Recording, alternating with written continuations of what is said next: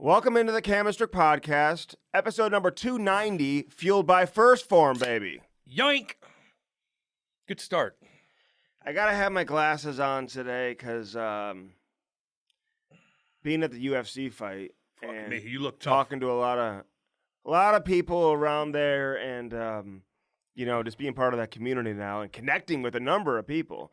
I just this is kind of what you do, Cam. You wear your sunglasses. Were you scared at all inside when you were there? Did you even get to enjoy the fight? Because I know you went with Peelsy, and my God, he's taking a lot of pictures. Oh God! So listen, Like I know exactly anytime what do you Andy, mean? anytime Andy, he took a picture with me. Who else did he take a picture with? anytime Andy hangs out with Tim Peel, I don't even have to go to the event. I don't need to go to it. I know exactly what's going on, step by step, because Peelsy takes so many pictures.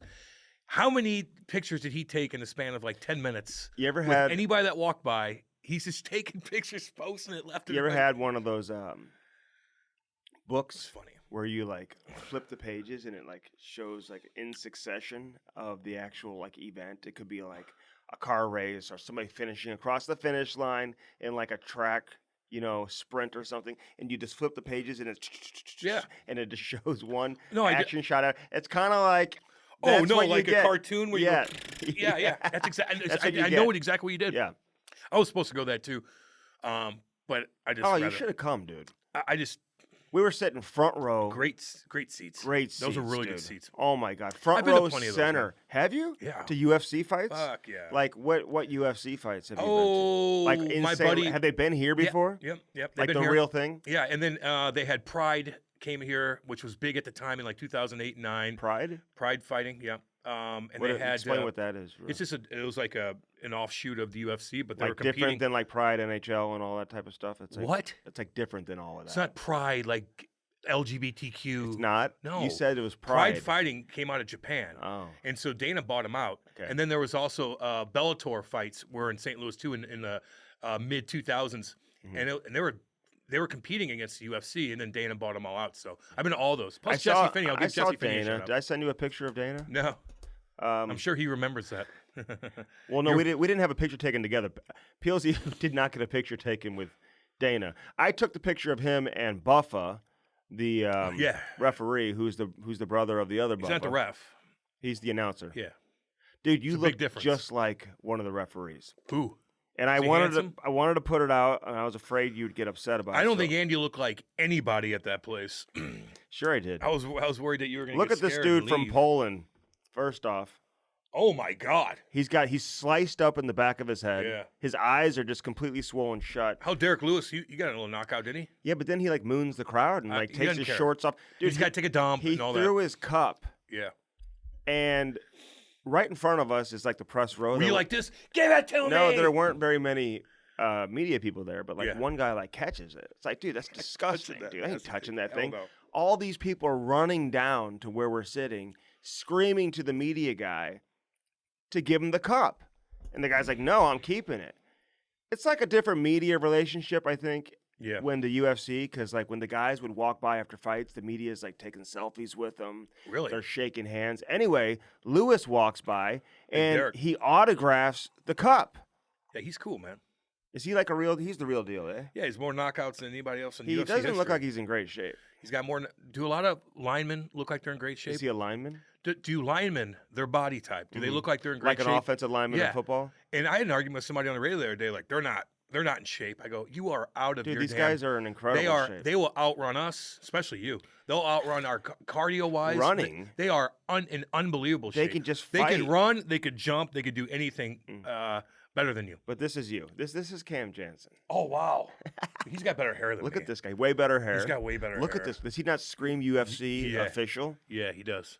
This is Cam Jansen. Hey, I heard Chaser tried to get in, didn't get tickets. What happened Well, with that? he may have gotten them, but he didn't get them when we got him. He was in front of us in line. Was he losing? I think his... he dropped Dana White's name, maybe. Oh, chasse! So last I That's saw, funny. he was at the window when we got our tickets. Were you like, hey, Better, And- you okay? You mean you call Oh somebody? yeah, for I'm you? just like, hey, if you need us to help you, we can maybe help you Oh out my with God! the tickets and So everything. so Chaser couldn't get his So tickets. Peelsy's the one who hooked it up, man, and like he's the one who invited me and But everything. like so- Chaser's connected with everybody, right? Yeah. And so for Chaser to go up to Will Call and they don't have his tickets, and then Andy and Peelsy have Right their tickets away. right away, and Andy goes by Chaser and goes, "Hey man, we'll see Yeah. you." I go, you know what I So said to him? I funny, go, dude. you need tickets to get in here? I didn't know you need tickets to get That's into the so Enterprise funny. Center. Dana White left them for me. They're like, who left him for you? He's like, Dana White. I mean, loud. I mean, did he say it loud? Oh yeah. That's fucking. Well, hilarious. I'm sorry. there that's- wasn't really Andy, that's anybody around, hilarious. or maybe his assistant left him. Or something. Dana White. I loved it. I'm surprised Dana But- even came to St. But Louis. then all of a sudden he was down to the soccer thing. I think Chaser was. Oh yeah, he was waving to the crowd. Yeah, His hair's growing back too. it is. Looks good. Looks good. He looks damn good. Yeah. So anyway, getting back to the fights, man. I got to be honest. I They're loved cool. it. It's awesome. I loved it. They do a It good was job. a great atmosphere, great environment. A lot of people down there, and I mean these fighters, man. I don't know what they're getting paid for these fights. Is it worth it? Like I don't know. You got to pay me a lot of money to get my head Dude, I know guys- bashed in like that. I'm like, stop the fight. Well, It's you wouldn't over. be doing it anyway. Well, but I you might- have to be you have to be a special breed. So don't even like discount What yourself do you out What of do you that. mean by that? You have to be a special breed. You don't think I could to do be it? No, hell no. What kind of breed is it? Nobody in this whole building would be able to do it besides me, okay, so- probably. You couldn't do that. UFC, I got that killer in Cam, me. okay. Wait, you no. can fight. And if I'll I'm give. if you I'm want to go training- into an octagon No, and but have I someone would. knee you in the face 25 times in a row? I would do that. I'm a fighter. Like that's in my blood, man. Like I would 100% Are do you a that. fighter? God, More than yeah. a hockey player? Yes. Really? God, yeah. You don't like if someone said, "Are you a fighter or a hockey player?" You'd say fighter. No, I'm just more aggressive. I got that aggressive gene. I'm being dead serious. Yeah, Like I know there's you certain are. people that would do that. I Yeah. think I am one of them. Well, no, I think listen, I'm one dude, that would save your life if you're Cam, drowning or I something know, like that. Or on a plane where people are like, you don't know unless you know. Dude, I know what I would do. Okay. If somebody tries to take over, I just think I would. Would I die? Maybe. If I got to protect Kate somehow and I got to stick up and fight guy, I would. Well- That's in my blood. It's not in most people's, Mm-hmm. but I look at this sport and I'm like, man, there's guys, I know guys are from St. Louis that are grinding it. They're not making any money. Mm-hmm. They spend all their money, their earnings on training, on diet. So on, getting it's to the not- level it's hard. of these guys that I just watched, Yeah. is like, Really difficult. is that the highest level? UFC? 100%. Not even close. So UFC is not. There's not like a second tier UFC. If you get to UFC, no. you're at the top. Yeah, but there's second tier But they're in the big leagues, right? pride fighting. I don't even know if that exists anymore. Are they in the bigs?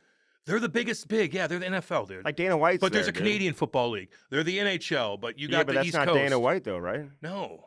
So There's there's other. leagues that compete with the UFC. No, they don't compete with them. But there's still secondary leagues for you to make your way up to the UFC. Jesse Finney, Finney's mixed Well, martial I art. would imagine you'd have to fight your way up. It's like course, boxing. you can't know? lose. Yeah, You have to be different. But you have to stick out. You know what I Getting mean? back to what you're saying, dude. I know some like wrestlers. You know, some of these Yes, guys have have that crazy. I know. Yeah, Not many people. You know, There's a couple of my buddies that and are like that I too. guess you just got to have that. You got to be crazy Yeah. in a way to get into the 100%. octagon.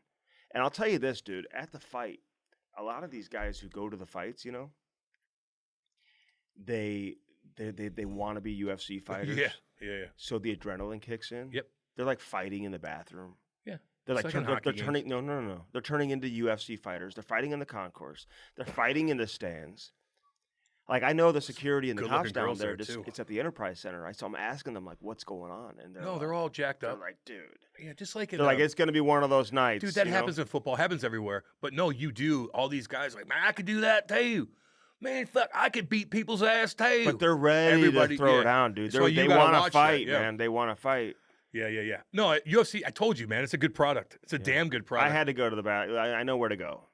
At the Yeah. Enterprise. Yeah, I know. If you needed to hide from people, like, you yeah, could sneak I around. know where to go. And you know everybody there too. They're like, I know. Andy, come through here. We got to save you. Oh my God. But good-looking girls. I would say there weren't that many girls there. I mean, there was Really? a couple right behind us, actually. They came from Lawrence, Kansas. I'll give them a shout out right Yeah. now. They're one was a former UFC fighter. I don't know if she got to UFC. Oh, really? but Okay, she so was they're a a fighter. former Yeah, yeah. fighter, and the other one is a aspiring fighter. Now, Dude, I there's don't some want my good-looking- girl fighting. No, absolutely not. And there were no girl fights on the card. Really? Yeah. Those are usually pretty damn entertaining. But Like the WNBA is one thing, but girls fighting in the octagon, dude, they go toe to toe. Can I give a shout out to this dude Buckley from St. Louis? Yeah, because fucking Buckley just well, he brought Joaquin, it. What's his first name? Joaquin Buckley. Yeah. Joaquin. Yeah, he's a St. Louis guy. Yeah. Get a little shout out, baby. Yeah, Marquette High School. Dude. Yeah, Marquette too. I think so. Yeah. Interesting. Yeah. Yeah, a little shout. He won in But front of dude, everybody. Was it packed? Packed. Now there was like some empty seats at the very top. But for the most part, man, it was sprinkled. There's people everywhere. Suites were packed. But you have to be a different breed to get in that, dude. You have to be a killer. You have to be a killer inside, man. You truly do. What are these guys Wears getting you out. paid? Not much. For that fight this weekend. Like Lewis, what's he getting paid? Lewis is in a different category because he's You established. think he got $500K? No. Do you think that Santiago guy who beat No. up the pole? No, beat 500K. Did you watch it on TV? No, You I'm not didn't? paying for that. No, it's on ESPN. Was it on ESPN? Yeah. The prelims were. Oh, maybe. Dude, that's all pay-per-view. Really? Yeah. Yeah. Dude, they're sponsors for UFC. It's like they're like the obvious sponsors. Like what? DraftKings, Okay. Corona. Why is that obvious? Why is Corona obvious? I'm just saying, it's like a Manscaped. Yeah. They're You know what I'm everywhere. saying? Yeah, yeah. It It's- makes sense. Well, yeah, you're catering to yeah. a bunch of like brash men Mm-hmm. that like the sport. Yeah. You know, so what do they like? Manscaped. They like their fucking balls to be trimmed up. Manscaped You know? is all around the everywhere, ring, yeah. and so is DraftKings. But you know that the prelims start like 4:00 in the afternoon. I was watching the prelims until you have to. I didn't the get there pay-per-view till gets in. close to 6. We went. They had and met- hockey games on that night. On I know. ESPN.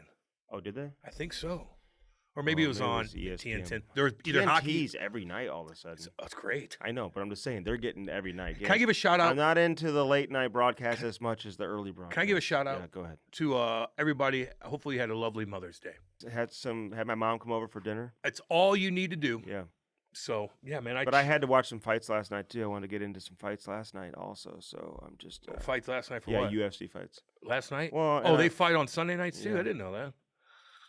Yeah. No, they don't fight on Sunday nights. No, they don't. No. One day a week. One day a week. Dude, these guys. They're badass. What dude. is going on? I told you about this. Here? I've told you about UFC. Now you're into it. This poor dude from Poland, man. He got killed. Now the guy who was fighting Buckley, man, I couldn't figure out where he was from, because he North County. They had not Buckley, the other guy.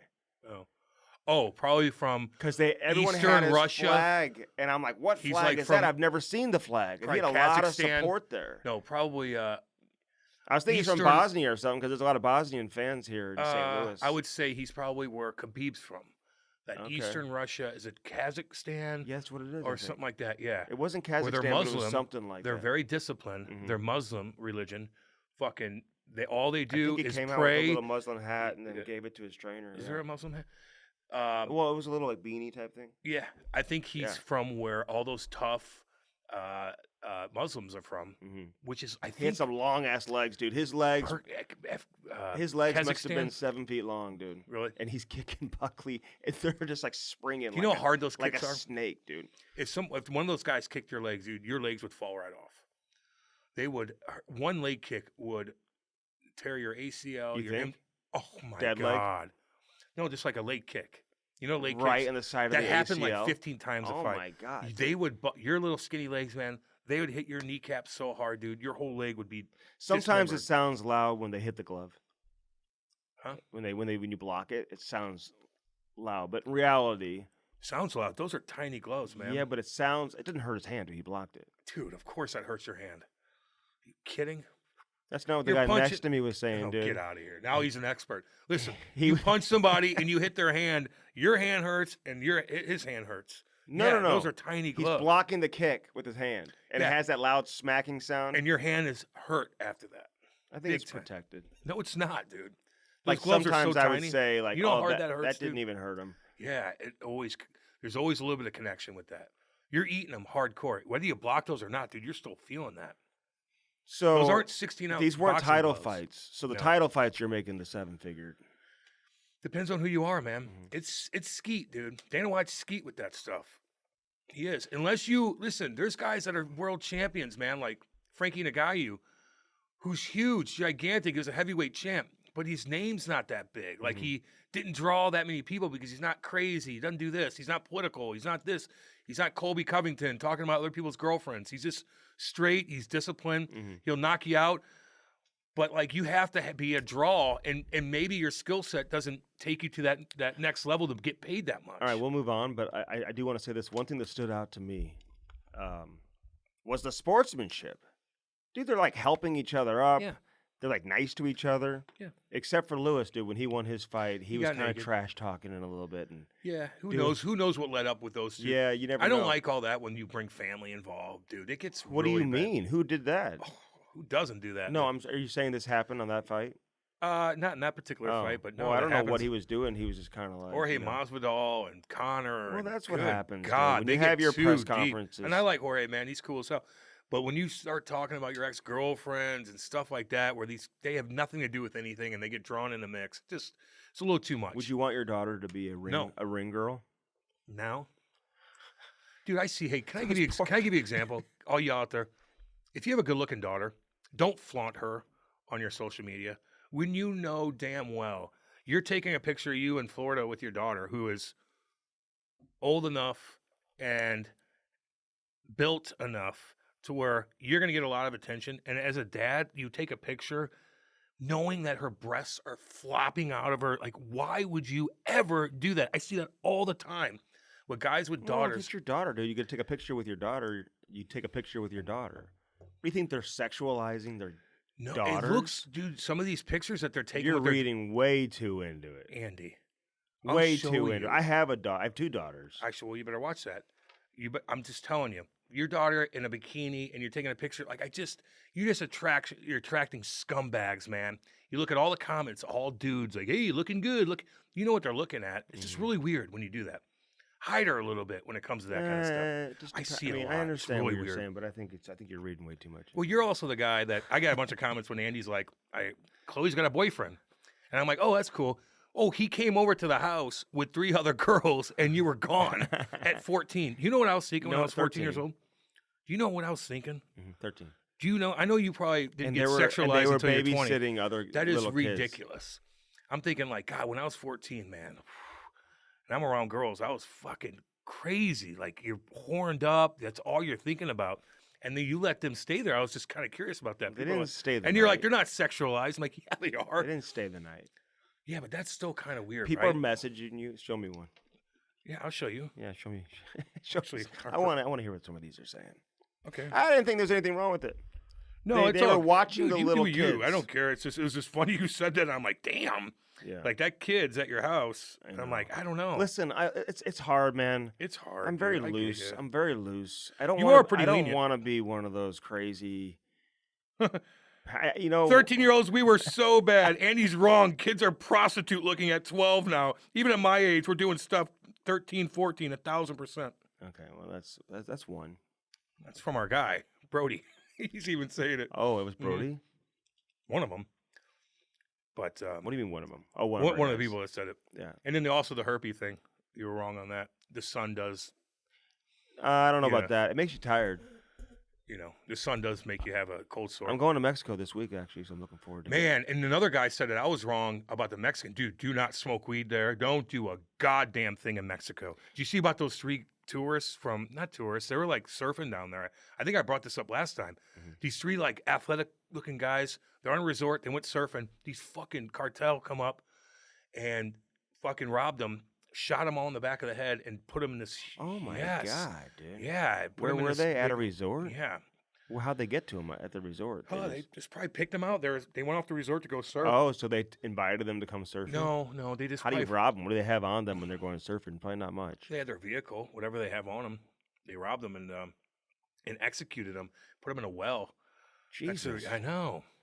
Yeah, don't Dude, touch that's any not- weed. That ain't, No. that ain't So happening where I'm So staying. somebody, you don't know that.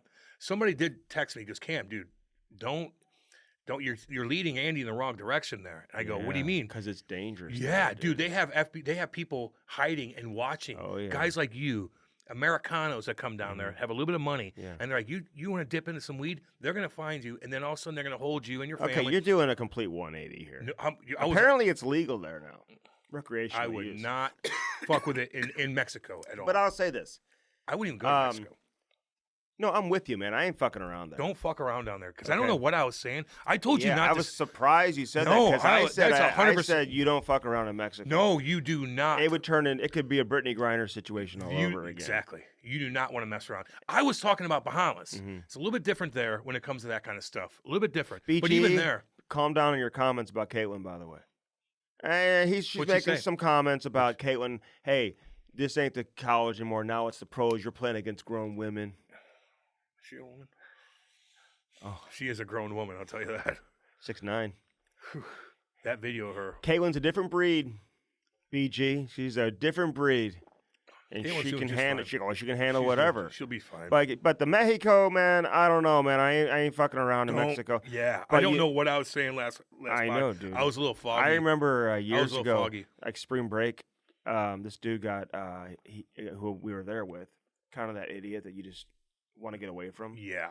You know what I'm saying? God, yeah, man. I So hate that. he starts hanging on one of the palm trees at the resort, snaps it in half. Oh, yeah, you told the story.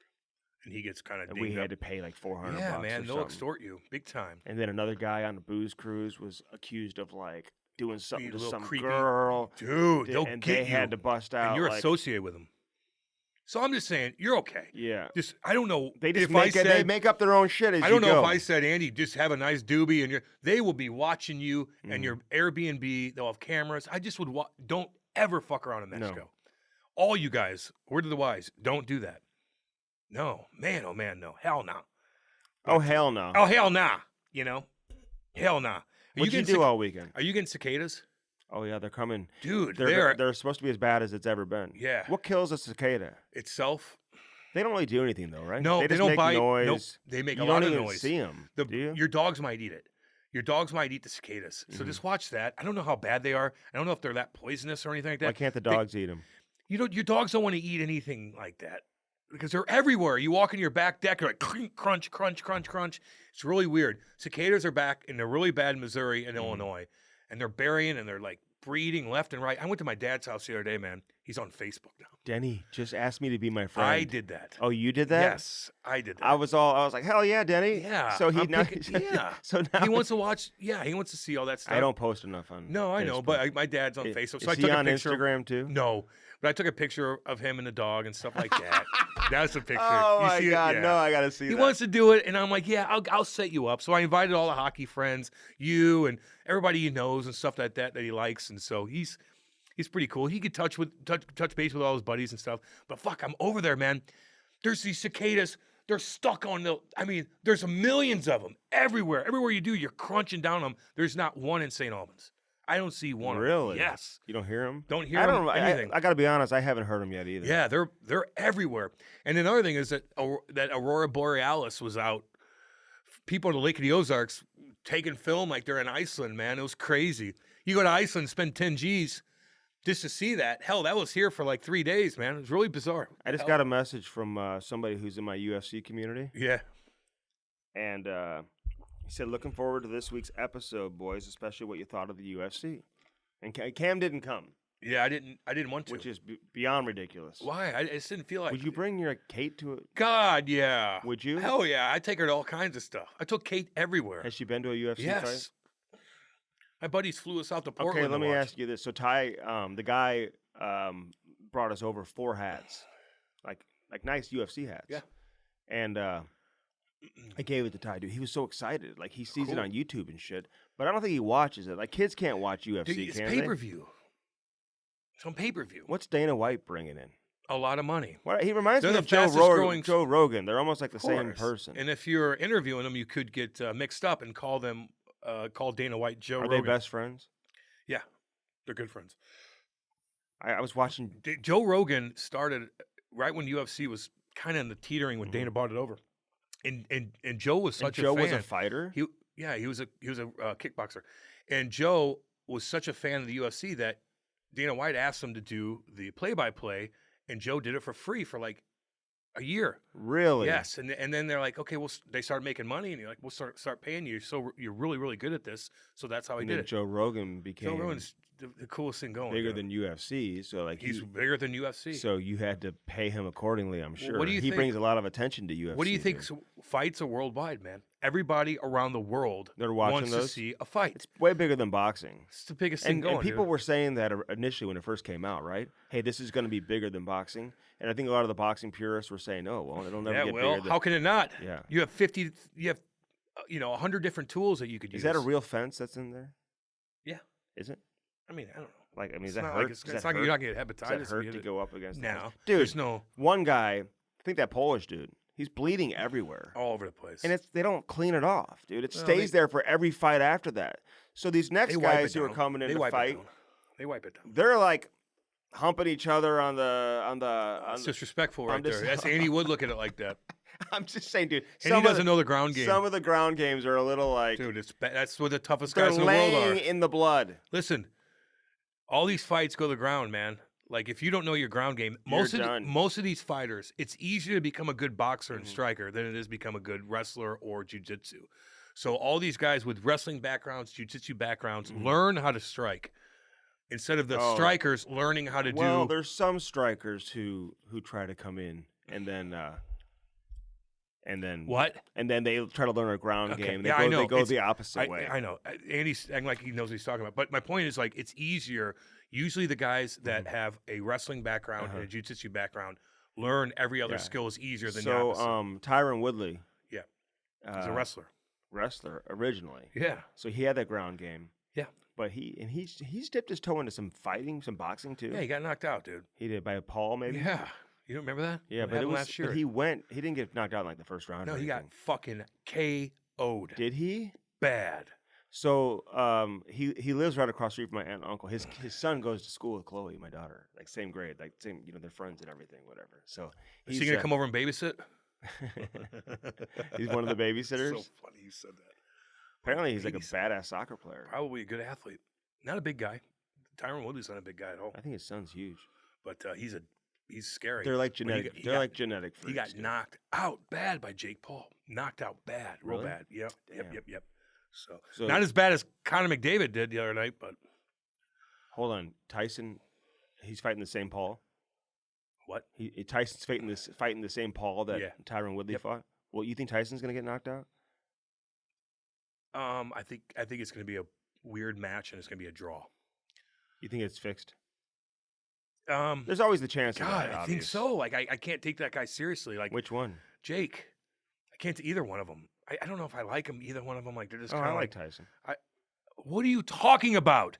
I'm talking about Logan and Jake. Yeah, not yeah. Mike Tyson. No, Of course, I like Mike said, Tyson. Who's gonna win that Mike fight? Tyson's one of the most well-respected, believe it or not, Mhm. from every single major athlete in the world. Yeah. They respect Mike Oh, Tyson. yeah. Every single one of them does. Very few. There's not one guy that comes out and chirps Mike Tyson. Very few. Let me know. Athletes Chirp Mike Tyson. ever And he were on the level was of hardcore. fame and celebrity of Mike Tyson. No, you're right.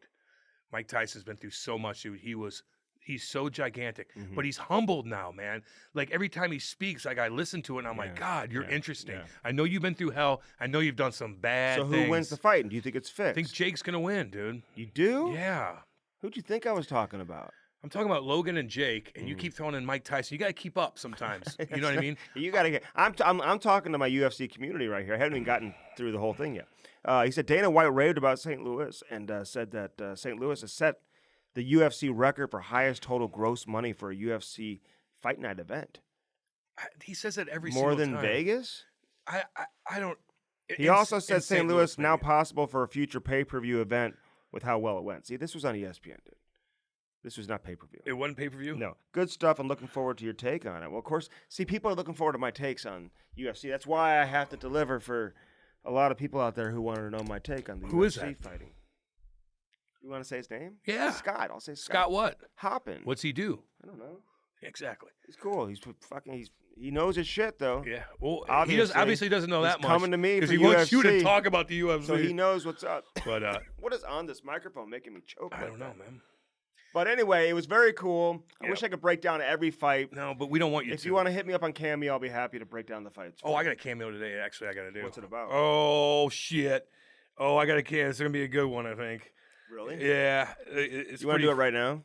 I should do it right now. I don't want to bore. He's moving back home to St. Louis, and the boys of 7 years will miss him, but he needs to be humbled. This is hilarious. Some possible stories to use. While getting kicked out of a beer league game, he fucked up an expression and screamed to the ref, "If you love me so much, why don't you come over here and I'll suck your dick?" What? He meant like suck my dick, but he said I'll suck your dick. God. And everybody on the bench was probably like, "Oh my God, you So idiot." he's moving from where back to St. Louis? I don't know. Okay. He also is one of the dirtiest players in Charlotte. I guess Charlotte. And doesn't discriminate gender on the ice. Both men and women are welcome to cross-check him in the back or punch him in the mouth. Oh my God. This is fucking funny.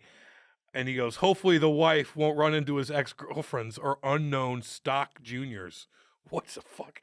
But the girls at Tassels will probably miss him more than he will them. Jesus. Tassels is probably It's the probably bar. some ripper. Yeah, be something careful. Like if he's married, dude. Be careful. yeah, but they want me to. They're paying me to do this. Yeah, I know. You know what I mean? Yeah. I'm like, I'll get him. Yeah. You come over here and I'll suck your dick. Wait. Yeah. You suck my dick. That's right. We don't have to deal with that in the UFC community. That's funny, man. I'll like, say you know, that. sometimes it's funny because sometimes you get so mad and you're like pissed Oh, off. you don't know. You can't. The words can't and then come you're out. like, Yeah. I'm gonna get him, and you say it, but you say the wrong thing. Yeah. And Do you know that when the buddies are probably just laughing their ass off. when I'm really mad, like I can't yell. It's almost like you're like when you're dreaming and the words can't come out. You know. Oh yeah. You can't talk. Or you're trying to fight somebody. That's how I am when I'm really mad. I can't talk. So you'll know when I'm mad, Cam. Must be scary. If I can't talk to you, then you'll know if I'm when really Andy's mad. He talks for sure. But I did watch a lot of hockey though, man. That's good. I think you're wrong on that Sidorov. What did I say? Well, I remember bringing up Nikita's. No. I'll talk. Thank you. I remember bringing up Nikita Zadorov like earlier. Having a good series. Yeah, earlier, and fucking Andy just starts laughing at me. And this guy's slow and this. I'm like, nah, I think he's gonna be okay in the playoffs. I like Vancouver's defense, man. They're big and they're tough and they're mean. Zadorov's on there. He's scoring goals. He's got 4 goals, breaking records that way. He hits guys every shift, dude. He does. He's always done that. He can move around better than you think. Like he can. He moves up the ice better than you think. He hit Vander Kane over the boards there. He just rips him, throws him right over. He's in everybody's face. He's not scared of anybody on that Edmonton team. Cross-checking McDavid at the end of the game. No one really does much. I know it's the end of the game, but I like that Nikita Zadorov. I like the Vancouver Canucks. The Oilers are in a jam right now, and you chirped Zadorov, and I remember being like, what are you talking about? I used to pump his tires, and then I watched him play, and I'm like, he's not great defensively. Hey, guys that I know that played with him in Calgary really liked him, man. They said he was good. But then He's a big stud-looking guy, too. But he's not maybe his game's more built for the playoffs. It is, really. man. I mean, He's think all about over it. the place. He is, and he's scoring goals, even though they're bad goals and goals that should never go in. He's shooting the puck. He's still scoring them. And Vancouver's got it going on right now, man. I'll never forget, like, 3 weeks into the season, it was one of the first long road trips for the Blues. And when they got back, talking to the coaches privately, and they're like, fuck, that Vancouver team is legit. They are legit. They're for real. They are a really good team. And it was to the point in the season where, because of last year, nobody was really giving Vancouver that much credit. I think you had to see them up close and personal, maybe compete against them to really understand how they're built and how good they are. But, listen, I look at Edmonton, and are they looked at and are they evaluated differently than Toronto? Because Toronto gets so much heat. I think they are, for and sure. It's like, okay, I know Toronto's got the core 4. But in reality, it's Marner's and Matthews, right? Nylander now has elevated himself into that category, but Tavares is like a distant fourth, even though he produces and whatever. But it's pretty much Marner and Matthews and Nylander. Those guys haven't been able to get it, done in terms of advance deep into the playoffs.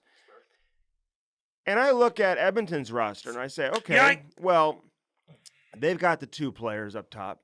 2 100-point players, 200, like, whatever. McDavid gets 140 points, whatever, okay?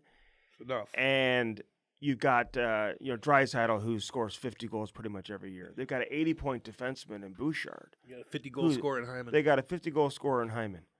So what's their excuse? Is it goaltending? Because we've seen this act before, again, from Edmonton, year after year after year. They can never fix their goaltending issues. Figure it out. They thought Jack Campbell was going to be the guy. They're giving Paid this him guy out. $5 million a year. Get out of here. Stupid-ass decision. Yep. I like Skinner, but Skinner ain't it. He ain't it. He's not good enough. The Oilers ain't it. So why are the Oilers do they kind of get a little bit of a pass? I agree with you. Compared to the Toronto Maple Leafs. I know Toronto's Toronto, and all the media is diehard fans of Toronto, so they get emotional. They take it personal when they lose and they get upset. And there's a lot of emotional people that cover the Edmonton Oilers. A lot of diehard fans of the Edmonton Oilers. A lot of history there with Edmonton, right? I'm looking at their uniforms last night. I'm like, damn, that's a beautiful jersey. I agree man. with that, dude. There's a lot of history there. Big time. A lot of history of winning. Yep. But McDavid and Draisaitl, man, 2 of the top 5 players in the entire league. Now you got a 50-goal scorer, and you can say, people are like, well, he wouldn't score 50. He's wealthy. Whatever. That guy's scoring 50. Yes, he is. 80-point defenseman. They've got other players there who can obviously. Ryan Nugent-Hopkins, a former first overall pick. Where are we at, Edmonton? What's your excuse for not getting it done year after year after year? Did you see? Now you can't beat Vancouver without Thatcher Demko? Did you see? No doubt. Did you see Draisaitl and McDavid on some of those goals? What they were doing defensively? Look, watch them. Isolate them. Mm-hmm. Floating around in the D zone, just like you would do in the alumni skate. Floating down, your puck's over there, you go over there looking for it. No stopping and starting, curling this way. The guy's wide open in the slot. That's McDavid and 29. Yeah. They're both lost in the D zone, dude. Yeah. You could isolate them. It's exactly what we do in alumni skate. It's exactly what you do. You just didn't care. Looping, following the puck on both ends, not looking behind you, seeing where the open man is. Like, you're not going to win that way. Hey, how many coaches have they been through? Too many. Right? Too many. I mean, they've had the Todd McClellans, and I can even go on probably before that, obviously, and Ken Hitchcock and Jay Woodcroft. And dang good coaches. They've had a lot of coaches. Jay Woodcroft, by the way, apparently, New Jersey, the Devils, they really like him. What about Sheldon there? Keith? I don't know if he's the guy. They got permission to interview him. I'm sure he's interviewed. We'll get to the coaches. They're interviewing a lot of guys. Okay, so what should happen to Susie and Susie, listen, Zadorov's getting a $5,000 fine. Fine. Okay. Fine. Cross-check from whatever. Susie's going to get a game. Think he's going to get a game? I don't think he should get more than one game. Cross-check him in the face, dude. Cross-check him in the face. And I know he was going down from the cross-check. Cross-check him in the face. But I will say this. And he probably should get a game. Yeah, it's fine. It's going to get a lot of attention. It's the end of the game. It's fine with me. But if I'm Connor McDavid, who slashed Susie first. Slash him first. And a real slash. No, I saw it. It wasn't a tap. Nope. And if you're going to hang in there against 2 tough guys, you got Zadorov behind you. Susie doesn't play either. He don't play around. Okay? He's been hitting guys for several years now. You look at what he did in Minnesota, Seattle. He's doing it now in Vancouver. So I like that Vancouver team. I know, I told you about them. They've got some toughness. They are tough. But if you're going to start swinging your stick, this is kind of what you get in the Stanley Cup playoffs. So he may get a game. I'm not going to argue if he does, but listen, you have it coming to you when you basically stand in there and you want to start swinging your stick. You're like, either I cross-check in the face or I ragdoll you right there. Yeah. Which one do you want? Because no one's going to protect you. Now, should you just ragdoll him? Well, if he turns around and 2 hands me in my... Would you just cross-check him in the face? I'd rather punch him than cross-check him. I'd rather be like, you slashed me. There's a lot of cross-checking to the face going on. Tons. And we're going to get into, of course, Sam Bennett, too. That wasn't a cross-check, but it was still a punch in the face. We'll get into that in a second. But if you whack me like that, I don't care if I'm 6'4", I don't care if I'm 5'11", I don't care if you're Connor McDavid, I don't give a damn if you're Vander Kane. You whack me at the end of the game like that, right wherever it's at. Like, I have the green light to retaliate on you. Am I going to cross-check in the face and roll the dice on that? Nah, I wouldn't want to do that. Or you just grab the guy and throw a punch on him and ragdoll him. Even if it's McDavid. Who cares? He slashed me in my freaking legs. And it's the playoffs, man. I know. And you're hanging in there. And you know how the end of the games go in a 1-goal game, right? I mean, it's just total chaos. It's chaos, dude. You know, up until the final buzzer. And that's pure emotion, and you're slashing them, and you have so much pressure. Did you see JT Miller cross-checking guys all game? Oh, dude, I love that JT. Love him. He was great on our podcast, by the way. Check that out. That was a damn good get back. That guy is. He is so good. He's a warrior, dude. He is. They just have a, and then Draisaitl at the end of the game. He's just so. Why is he always pissed? So pissed. Mad. Always he's just mad. He's like, posts aren't saves. Like, okay, don't give the goalie any credit. Okay, posts aren't saves. Posts aren't saves. They were hitting the post. Whatever. I know. But like, okay, then shoot somewhere else. Maybe because he didn't give you anything, and that's the only option you had. So it's like, I just hate that kind of excuse. Like, he's in that kind of mode where he's pissy at the writers. He's pissy at the questions. He's not fucking isolate him in the D zone, dude. He's circling around with his head up his ass, dude. In an alumni skate, the guys would fucking chirp him. That's your leader. He can score from that spot though, man. That's fine, You but know, you're getting scored on. I know. But he scores every game. And everybody's pumping up the Oilers. You know. Oh God, they're fucking. No one even. They hate the Canucks so much. They hate the Canucks fans. They hate all this. Fuck, the Canucks are fun to watch, dude. I'm not gonna complain about his defensive play, dude. He scores every game. Who was it years ago? How can you not? Was it Harry Neal? Somebody was telling me this story of was asked a question about Bernie Nichols. Yeah. His lack of two-way game. Yeah. Only being a one-dimensional player, only playing one way. And his answer, like, to the media guy was like, well, I'd rather have a guy who plays one way at his level than all these other guys who have no way, who play no way. Wait, but okay? the people that don't have a way don't have the offensive ability either. They don't have anything. So they are forced to do that. But what if you do both? Just like Alexander Ovechkin figured it out. But like, not everybody. I don't get what you're saying. Not everybody's Alexander Barkov, Dude, who's the best player in the playoffs right now. Why can't you be? Wait. Why can't you be that way? He naturally. I'm sorry. That doesn't make any sense to me, dude. Let me just say this, though. I'm using an example to pump his tires, dude. Okay. Because he doesn't have to be taught that. He has it in his game. He came into the NHL being that two-way guy, and that's why he never got as much credit as he deserved. I remember when Chris Pronger went to work for the Florida Panthers, dude, and no one was really talking about Barkov, and he's like, this guy's a top 5 player in the game. And people are like, no, he's not. He plays in Florida. He doesn't play for Toronto. You know what I'm saying? It was like, I get you. They didn't give him the credit, and he was like, I'm telling you, this guy's a top 5 player in the game. He's just a quiet and top now 5. to see him elevating his play and kind of putting the team on his back a little bit in the playoffs, Okay, and they got other guys doing their thing too. But Barkov, dude, he is next level, and he should be the unanimous selection for the Selke Trophy. Yeah, that's cool this year. But why are you saying that a superstar that scores pretty much at will, especially on the power play? I'm not, dude. I'm just saying, what do you mean then? I'm just saying, like, when you don't have a complete team and you're expecting your best players to be driving the bus offensively and defensively all the time. You just made your point. You don't have the best team, so your big guys have to do that. I'm saying you don't have a complete. I get it, yes. Cam. I'm not going to make excuses for them not playing inside their own end. Yeah, they got to be able to do that. I don't think they're horrendous at it. Just like I don't think Mitch Marner is a Selke finalist like he was last year, and I don't think Austin Matthews is necessarily a Selke finalist type player as he's been given credit for this year. You know what I'm saying? Yeah, they got him in the top 3 as a Selke finalist. Listen, it's a 2-1 series or whatever it is right now, right? With Vancouver. Yep. I'm not ready to write off Edmonton just yet, I'm not ready to point the finger at Leon Draisaitl and Connor McDavid. They've been carrying the water for that organization for a long time. They need to be better defensively. Mm-hmm. That's it. Yeah. I know, and they were incredible the game before. I get it, dude. They were incredible the game before. Like, I don't know why I don't know what I'm just saying. Like if you watch the goals, like they're looping so bad, I'm like that. You can't do that, man. So yeah. Well, Barkov did that at the beginning. Well, I mean, Barkov didn't do that at the beginning. He never swooped. No. Barkov was a two-way player at the beginning. He was. Always. I'm saying, but people didn't give him credit for that. People don't see that. Yeah. You know what I'm saying? I just watched some of those highlights. I'm like, they don't recognize that type of greatness. What do you think of? They did with Bergeron and some of these guys towards the, obviously, throughout his career or whatever. But real quick, the Sam Bennett situation. Yeah. Okay. On Brad Marchand, it is what it is. I mean, in the face. He probably knew that was Marchand coming at him. Some people say, well, he may not have even known it was him because it happened so fast. But listen, Sam Bennett, he's the type of guy you want on your roster in the playoffs. This guy plays above his weight. He scores. He hits. He makes plays. And you know what? He's sneaky good, man. And yeah, he probably did that on purpose. Probably saw him coming. God, yes, he did. It is what it is. I don't know why we're having this big debate. And it's of course he did.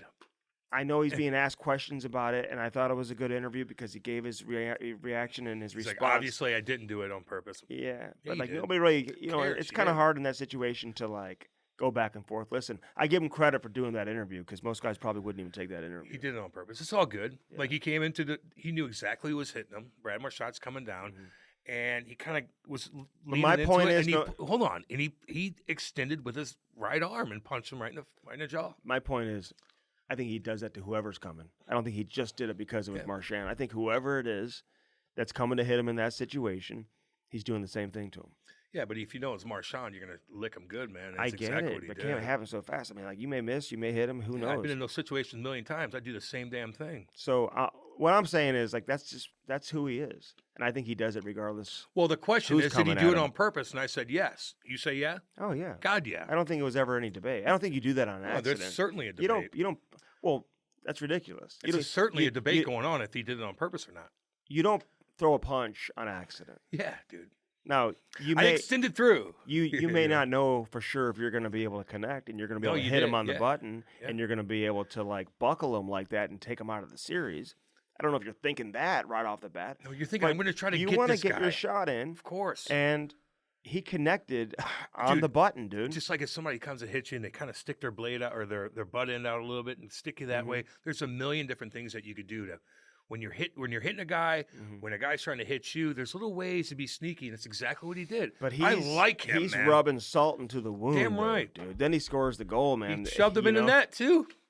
When you saw that, though, and we're all looking at it, I'm like, oh, they're going to call that off. They're going to call that off. And they didn't. I'm like, well, okay. Didn't bother me. I'm kind of like, good. Because he didn't shove him that hard. Like, you got to brace yourself a little bit. You weren't, even if he didn't shove you, the puck's right there anyway. You might score the goal.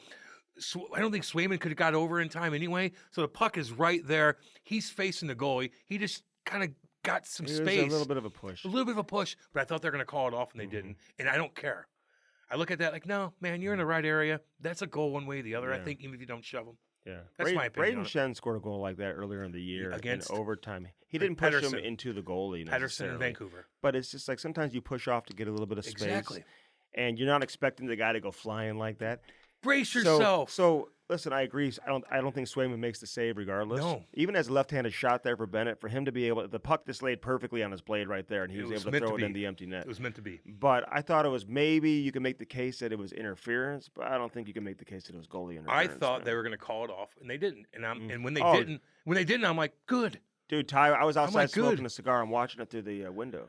And Ty, he was running outside, and he's like, they're going to call this back. Oh, really? He said I thought for sure they're going to call it back. So did I. And I did too. Yeah. Just because you just never know where these are going to go. But typically, if a player falls on top of a goaltender, they just automatically. Oh, it's automatic. And if he's pushed in by the opposing player. There's other plays throughout the playoffs, too, that are kind of goalie interference, and you're like, well, that was kind of 50-50. Do you like the rule? We don't even know. Do you like the rule that, Boston challenges, right? And then now they're shorthanded. Do you like that? In the playoffs, man, it's like you're trying to, I don't mind prevent a goal, man. Well, you can't just challenge everything without being. I know. That's tough, though. So anyway, there's some good games on, man. I wish Connor McDavid was on a little bit earlier throughout the week, even on Sundays, man. Like, can we just spread it out a little bit more, just a little earlier? Yeah, I know. Listen, they weren't great in that game. Ooh, sweaty. Besser obviously had a strong game. One of the goals was called back. They changed it, right, to Lindholm, right? So he didn't get the hat trick. Yeah. Right? Doesn't matter. I was just looking at the score. I mean, they were like, he got a natural hat trick. And then I'm like, oh, they must have changed it and given one of those to Lindholm and got a deflection on there. Dude, the Vancouver team's cool, man. Yeah, they are. They're big. Well, they're and you know fast, what? But they're mean. But it's different players stepping up all the time. It may be Garland one game. It Dakota may be Joshua. Besser another game. Yeah. Dakota Joshua. Zadorov. But see, what names aren't we hearing? It's not Pedersen. You know what I'm saying? And this is the playoffs. Don't even notice. This is why you got to have those secondary players, those tertiary players, right? Is that how you say it? Don't know. Tertiary. Hey, but this is how you win, man. You better have the depth to get you through 4 rounds in the Stanley Cup playoffs. Grind. It's not Quinn Hughes who's leading the way every game, right? Bullied around a bit. It's not. It's not always JT Miller. Yeah. It's not Pedersen, right? But Miller's playing great. He's all over the place. But different guys are scoring, dude, and that's how you do it, So I'm rooting for that team. I know. I am. And again, they're doing it without one of the best goaltenders in the world, which is Thatcher. Yeah, which is hard to do, man. And they're still winning. And that's games. Edmonton's issue. I don't mind Skinner, but he's just not. And they know it internally. Is he a championship goalie? They know it internally, right? He's just not that guy. So it's a shame, but all I know is this, man. Edmonton, at what point are we going to start, like I said, evaluating them fairly? Yeah. I know people, get worked up, but they don't get nearly as worked up as they do about Toronto No, with I know. Edmonton. And you got the best player in the game. This would be like LeBron James, man, if he just wasn't winning his championship at all. All of a sudden, people would be going crazy about that. You know, same thing in football or whatever. So you got the best player in the game, no Stanley Cups. And what has McDavid won throughout his – he didn't win in the OHL either, I don't believe. You know what I'm saying? This is the NHL. And I'm not going to – I'm just saying, at some point you got to start – With Erie? Got to start winning. I know. That's what makes you a god. I'm a god. But if anybody ever asks you if you're a god, you say yes. You know what I mean? Mm. If like a demon comes, We're like gods. if a demon comes out of Zool comes out of hell and asks you if you're a god, you say yes. If you watch Ghostbusters, one of my favorite movies ever. I'll tell you that right now. All right, the coaching carousel. Can I just say one other thing Yeah. real quick? Because Mitch Marner, I just want to say this because you know everyone's saying, "Hey, well, they got to trade him." Is his dad on Twitter? I don't know, his grandmother or somebody. I don't know what they're talking. What? I don't know. Everybody's talking about his grandmother, his dad. No. Yeah, I know the grandma thing, but Yeah. his dad is Paul. like people are like tweeting about his dad's tweets. Whatever. I don't care. Marner. Get control listen, your dad. I don't Get dislike. control your dad. I don't hate Marner like everybody. I think control your he's dad. a hell of a player. Adam Oates talks about that here in this podcast. If he goes Adam somewhere Oates else, is I hope he has great success, man. Because you know what? Sure. Don't blame him if his dad's crazy too and all that. You know, Get control your dad. Get control your dad. If your dad's tweeting out things Okay. about bashing guys on the team and But stuff here's like what that, I was gonna which I say. saw, get control your Here's dad. what I was saying, and he's got the full no move. Yeah. So everyone's like, well, they got to trade Marner. Everybody acts like it's so easy. It's so easy to do. You know how hard it is to trade players. This guy is owed on July 1st, or whenever it is, Yeah. $7.25 million. Boom. Who's, Check. Who's Boom. Who's writing that check?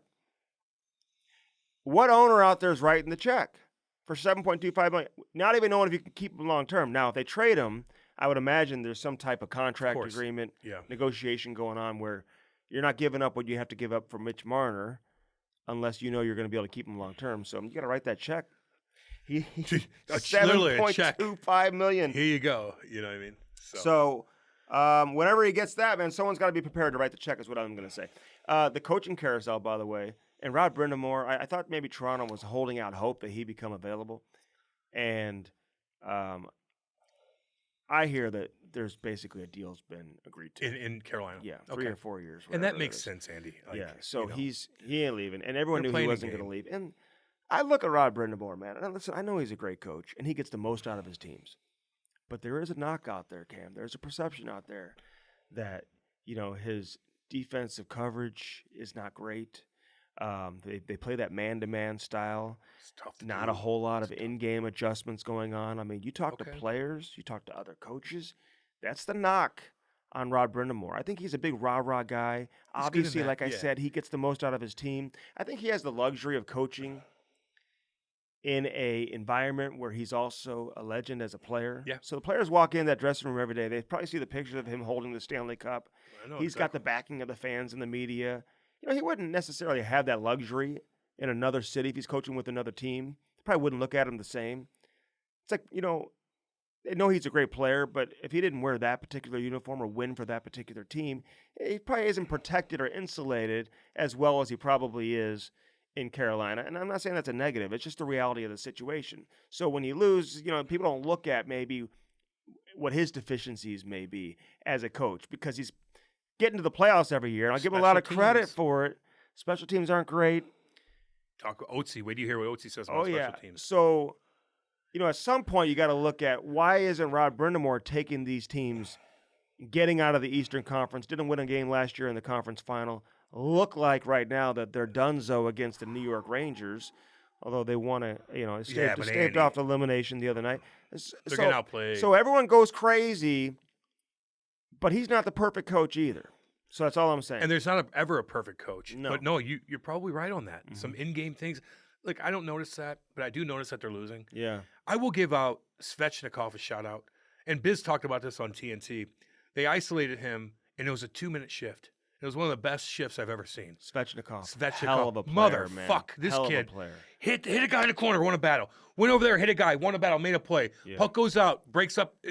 Unlike some other superstars that aren't No. getting back, he's No. putting his head down, busts his ass all the way back, breaks the play out, kicks it wide. They go down again, hits another guy, does this, creates a turnover. Boom, they score a goal. 2-minute shift of Svechy all over the ice, offense and defense. If you make a highlight clip of that, Brody, pretty damn cool. He's a hell of a player. He's a hell of a player. And he'll fight, and he'll put you on your ass. Hampus Lindholm, remember that? Mm-hmm. Remember that last year? Coming around in that, head down, sit down. Yeah. That kid is strong. He's mean, he's skilled. Man. He's skilled. He gets back. He gets back, head down, get back, just like Rod does. And he does the Michigan. Like, he could do, what do you want me to do? I'll put you on your ass. I'll do a Michigan. And he's got an incredible contract, I like him. They got him on a great contract. I like and he was the difference last year because he got hurt. He got hurt, dude. And if he was available, maybe it's a little bit of a different story. Maybe they win a game or two. But you're going against the Rangers, and they are damn good. Mm-hmm. No, they are good, really good. They're loaded, man. Loaded. They're fun. Yeah. Igor. With the goalie. Igor. It's not even about Rempe. It's not, nothing to do. No, their skill set is unbelievable, and they're fast. Yeah. I like Carolina, man. I like Svechy. I like Rod, but I want the Rangers to be in the mix. Yeah. I want the Big Apple to go crazy. I do. That's going to be a hell of a series, man. Them in Florida will be a hell of a series. It'll be awesome. Florida looks unbeatable too. I don't know if they're good enough to beat Florida or not, but they probably are. They probably are. Boston ain't it.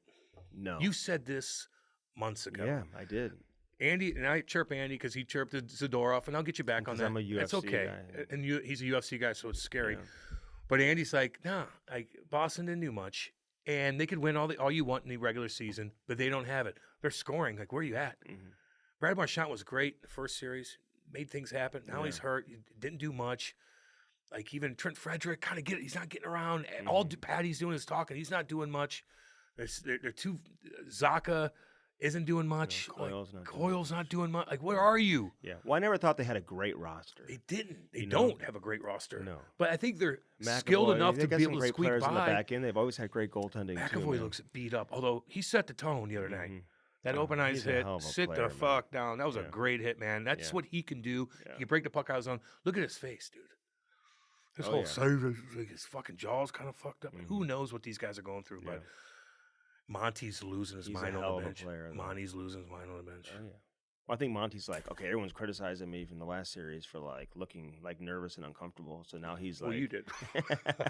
So now he's going crazy on the bench. After that he just looks. He's like, could take a deep breath. Now I can just go crazy because I got through the first round. I'm not losing my job. You know what I'm saying? Yeah. No, he's not. He's not. He's not losing his job, but this isn't good. I hear New Jersey, by the way, they wanted that Mike Sullivan. What are we doing? What's the coaching change? Like, what do we got going? What's Stricky? Listen, here, what are you hearing? So much to get into. You're not a UFC guy. You're a coaching change guy. No. Remember where you're at. New Jersey. I hear they really like this Jay Woodcroft. Okay. A lot. We like him too. I hear that McDavid and Draisaitl were not happy when he got fired. That came from the upper ownership level, and Kenny Holland was forced to make that change. But Kenny Holland has given some great recommendations for this guy. And it looks like he's going to find his way back into the league. People say right now around the league, like, they're not excited about the coaching options. There's not that many great coaches available. You know what I mean? Unless you want to overpay for a recycled guy. You got Chief. You know what's interesting is that... So wait, time out. Before you get... So there's not many good coaches available? I would think there is. No. Who are you going to hire? Unless you want a recycled guy, Cam, who do you want? Well... Aren't the recycled guys the good coaches? You want Tom McClellan? He's a recycled guy. I know, but he was making $5.5 million in L.A., man. What are you going to pay these guys? Okay, so they're too expensive. Mm-hmm. They're all good coaches. There's a ton available. But again, Cam, you look at a lot of these coaches, you're paying the money, but you're not necessarily getting the results. You know what I'm saying? They're not winning Stanley Cups, some of these recycled guys either. Mike Sullivan would be a different story. But Pittsburgh, the reason why they're saying, no, you can't have Mike Sullivan is because who are we going to go out and get? Like, there's not, you know what I'm saying? Well, you're going to pay the same amount to get somebody similar. You probably won't pay the same amount, but at the same time, you're going to lose a great coach, and you're not going to get a coach that's as good. You know what I mean? And so I think that's the conundrum that a lot of these teams are dealing with. You look at Seattle, and they've got that coaching vacancy. I hear that a lot of teams have asked permission and have been denied permission to talk to that Dan Bilesma, who's the head coach now of their American League team, who went to the championship round last year, lost in Game 7 of the Calder Cup. And yoink. That kind of tells me that, maybe he's the front runner to be the next head coach in Seattle. It's kind of been quiet there with the Kraken. You haven't heard much about it. Everyone just assumed that it was going to be Ronnie Francis bringing Rod Brind'Amour back over to Seattle and they could reunite and all that. But for him to be denied permission to go talk to other teams to even interview tells me that Seattle is planning on sliding him in. And they can't just be sliding him in as an assistant. That wouldn't make any sense if they're denying him opportunities to go be a head coach. Yeah. And then they're going to make him an assistant. I think Dan Bylsma's the front runner to get that job in Seattle. Yeah. He's a hell of a coach, man. He's got a great reputation. So what's interesting, so Berube, apparently the owners love Berube in New Jersey. Yeah. And he interviewed really well. But I think there's some concern, Cam, about the players inside that dressing room. If his coaching style will be too hard for a number of those guys young skill inside that room. They got a lot of young guys, a lot of sensitive young guys. Is it going to be too much? That's where we're at in the game today. Yeah, Cam. Andy, I get you on You that. know what I mean? That sucks. And I'm not talking about Jack Hughes. I think automatically people think, well, yeah, of course. well, you're talking about Jack, but Jack's going to do whatever he wants regardless who's coaching. Yeah. Okay? I get that. And I don't mean that in a negative way. Jack's going to do his thing, and he's going to do whatever he wants. But they got a lot of other, younger guys, maybe a little bit too sensitive. And I think there's some concern. Hey, we got to get it right. We got to make sure we get the right coach. Well, then go get a here. pussy then. Hey. Then go get a pussy. Go get a weak young kid that the older, all the superstars in that Devils team will walk all over. If that's what you want, then go get that then. Yeah. Then go get that. And I think maybe, so who's running the show I think there? maybe they wanted St. Louis to pay some of the money and some of the. Oh, jeez. Okay. Well, that's, You know what I mean? Listen, you want a Stanley Cup winner, like you're gonna have to pay for it, Right? And right. you're gonna have to listen to him, and you're gonna have to deal with what he wants to deal with, because he's a winner and he's established. Yeah. So I if heard, the guys don't like it, then I don't know. I'll what to give do Brad with it. Shaw a shout out because I heard he interviewed in New Jersey too. I like Shawzy, man. Damn good coach. He's been an assistant for a long time. I'm not so sure he's getting the job, but the fact that he's getting interviews obviously is a positive. People think highly of him, man. He's been on winning teams for a long, long time. He's done a really good job, man, in terms of how he's coached the defense. So we'll see what happens in Toronto. Craig Berube was interviewing there over the weekend. There's a lot of coaches he's out interviewed. The pressure's on Brendan Shanahan because he has to get it right. He can't miss on this one or he's done. Did you listen to their press conference? Oh, yeah. Oh, yeah, so did I. Oh, anytime there's a year-end press conference when it's negative, I'm listening to it. Yeah. I listened to the whole thing. They just repeated themselves over and over. And then they repeated and they said the same thing over and over again. You got the CEO out there who's like, I've evaluated the last 4 weeks. He actually sounded pretty. Well, hell yeah. But I'm just saying. He's like, I don't give a shit. We're not trying to sell jerseys. We don't give. Actually, what he said was fantastic. I don't care about this. I don't care about that. We need to win. That's it. Mm-hmm. However that happens, I don't give a damn. Right. We're going to do it. Right. Okay. That's all. That's all I need to hear. I wouldn't expect to see him at too many more press conferences, to be honest with you. No, he's probably like, I'm done. Let me go in. He just took the job. Yeah. He's evaluating. I do think that when he was going over Brendan Shanahan's credentials, he was talking about Brendan Shanahan as a player, and I get that. You had a good quote last podcast. Did I? There's no Brendan Shanahans that play like him. No, on exactly. That team. None of them even play like him. Andy, come close to playing like him. Even close. Your last closest one was Nicky Boy Foligno. Yeah. He's the last one. But he never even seemed to find his spot. Never found his groove. But he's the guy that you could be comparable to a Brendan Shanahan. Not even close. Mm-hmm. So, the main guy, and you don't have anybody. So I know Shanahan, like his resume as a player, but just because you have a great resume as a player, that doesn't automatically translate into, your ability to construct a championship roster. Yeah. You know what I mean? Yeah, I do. And so they've given a lot of money to one area. We all know that. That's been, dissected and everyone's talked about that. We all know how the roster's built. Can I give a couple? But he can't miss. Chief feels like the best candidate and the most likely scenario when you hear what they're looking for. They want guys to play harder. Dallas is a fun team to watch. Jamie Benn murdering guys. Mm-hmm. You see that hit the other night? What'd you think of that? He's had 3 or 4. What'd you think of that behind the net? Mm-hmm. Who was it? Byron. Byron, wasn't it? I'm trying to remember who that was. Wasn't it Byron? I remember tweeting about the hit. Right behind the net. It was stuck him. It was completely legal. Stuck him. Every time we see a hit now. And that's why even with the situation with Soucy, I say he's going to get a game only because it's the nature of where we're at in the league right now. Don't slash me. But I'm sick of every hit. every cross check, every slash. It's like that. Calm down. Immediately, everyone's screaming for player safety to come to the rescue. Let's get a suspension. I don't even care about Sam. Get him out of the game. Sam Bennett. It's like I don't give a whatever. You're coming to hit him in open ice. You might get punched in the fucking head in the playoffs. Andy, man. I agree with you. You know what I mean? I agree with you. I don't have a problem. I don't have a problem Everybody's with bitching. any of these hits. None of them. I don't have a problem with the Susie cross check. Hey, you're Get talking. out of my face. That's the best player in the world who's slashing you in the knee at the end of the game. Get out of my face. That's right. Zadorov's like, get the fuck out of here. I love it, dude. Yeah. Get out of here. And that's a statement right there. They're fucking afraid of you. Where's Evander Kane? They don't give a fuck about him. They don't give a shit about anybody. Yeah. Zadorov is literally taking your tough guy and flipping him over the boards and jamming his head down in all your crotches, and he's laughing at you. He's laughing at you. Got that Russian strength, man. Fucking, he's big, tall, tough. Fighting grizzly bears, dude. Fuck, he's good. He's pretty fucking, dude. He hits guys. He'll back all the way down and get momentum, and the guy will just like rim it around, and he'll smoke guys, dude. You don't even see him coming. He just fucking gets his ass out. He's always been a good hitter, man. God, is he a good hitter. Great timing, all that. He's a playoff kind of guy, man. But anyway, I'm having a good time watching it. Mm-hmm. Shit, I want drama. Let's go. So listen, not to like dive all the way back into this Quenneville thing, but like his daughter's tweeting out. I saw that, Andy. And I think the family now is they're getting frustrated, Cam. Now they're getting like. Why are you frustrated? Okay, here's why. Okay, because I think explain it to everybody because we gave him a platform. Yeah, but here's why he's frustrated. You asked some hard questions, Andy. I think there's been some momentum behind the scenes, but they haven't. Teams are calling, Cam. Teams are calling. I know that for a fact. Quenneville. Okay, I know that for a fact.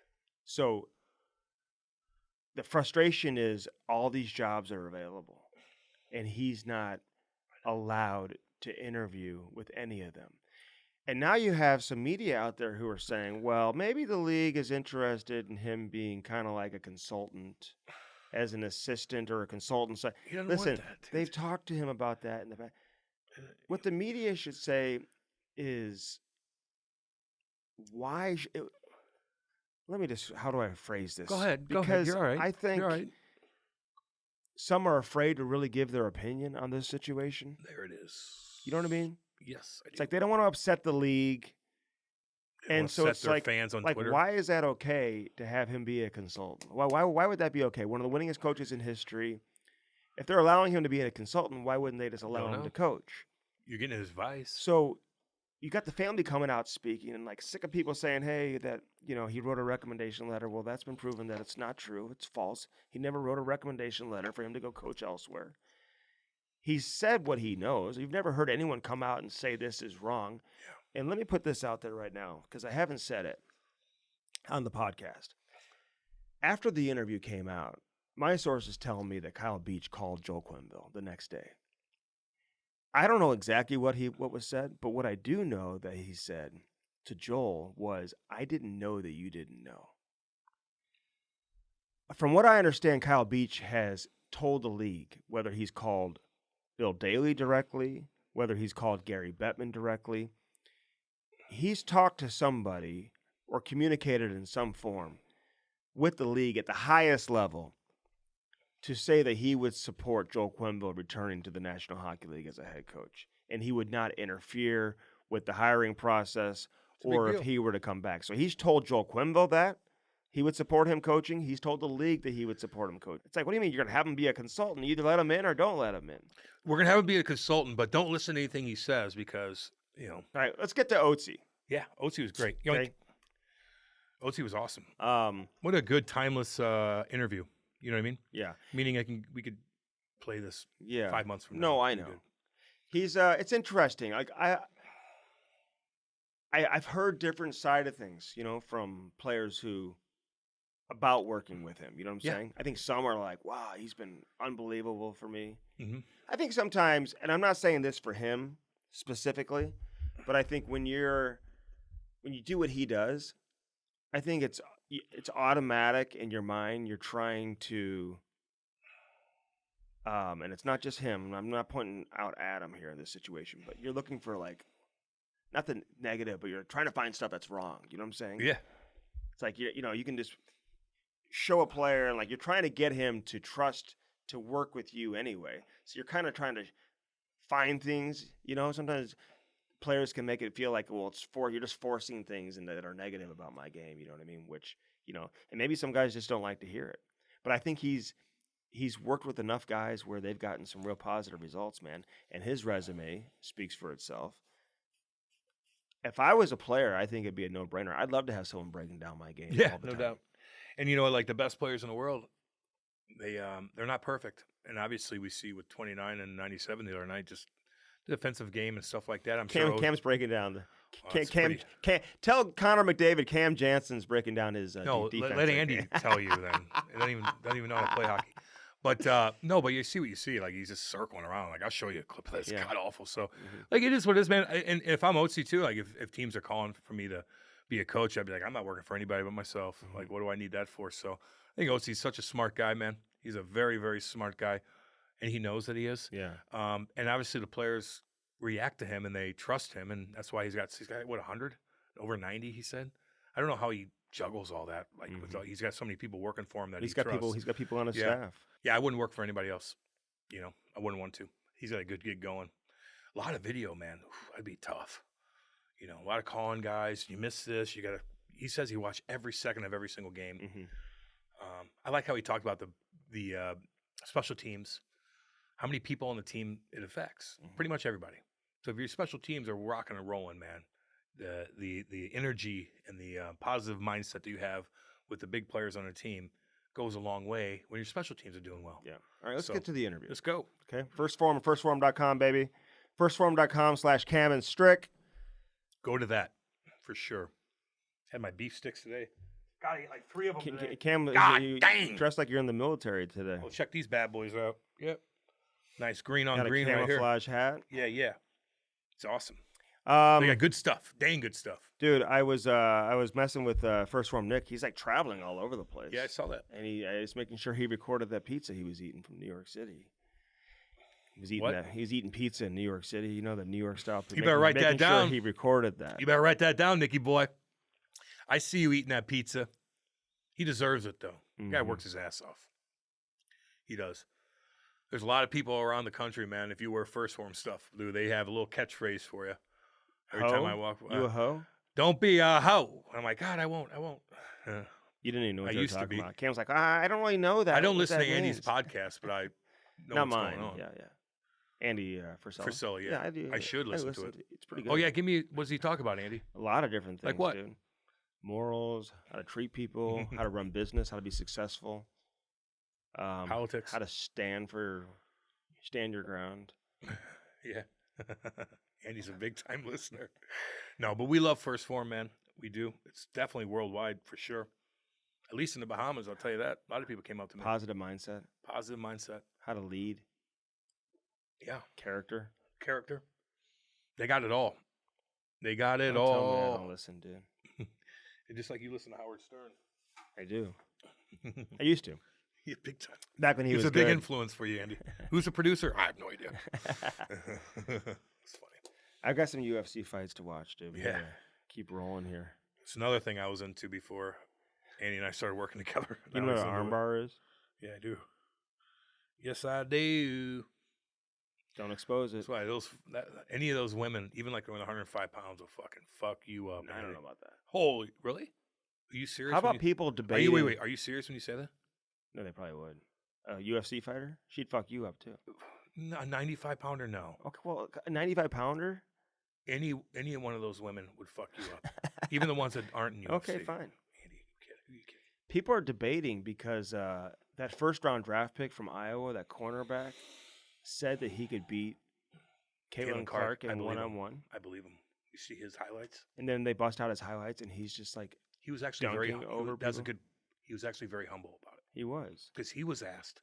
He didn't bring it up. Mm-hmm. He was asked, and he's just being honest. Yeah. It's like sometimes you have to be honest here on podcasts and stuff like that. You don't just listen to what other people say, and you're like, well, I don't have an opinion. I got to listen to somebody else. He's like, no, I think I can. I'm way more athletic. I played in high school. I dominated. I could jump 10 times higher than her. My shot's pretty dang good. I just have to work on that a little bit.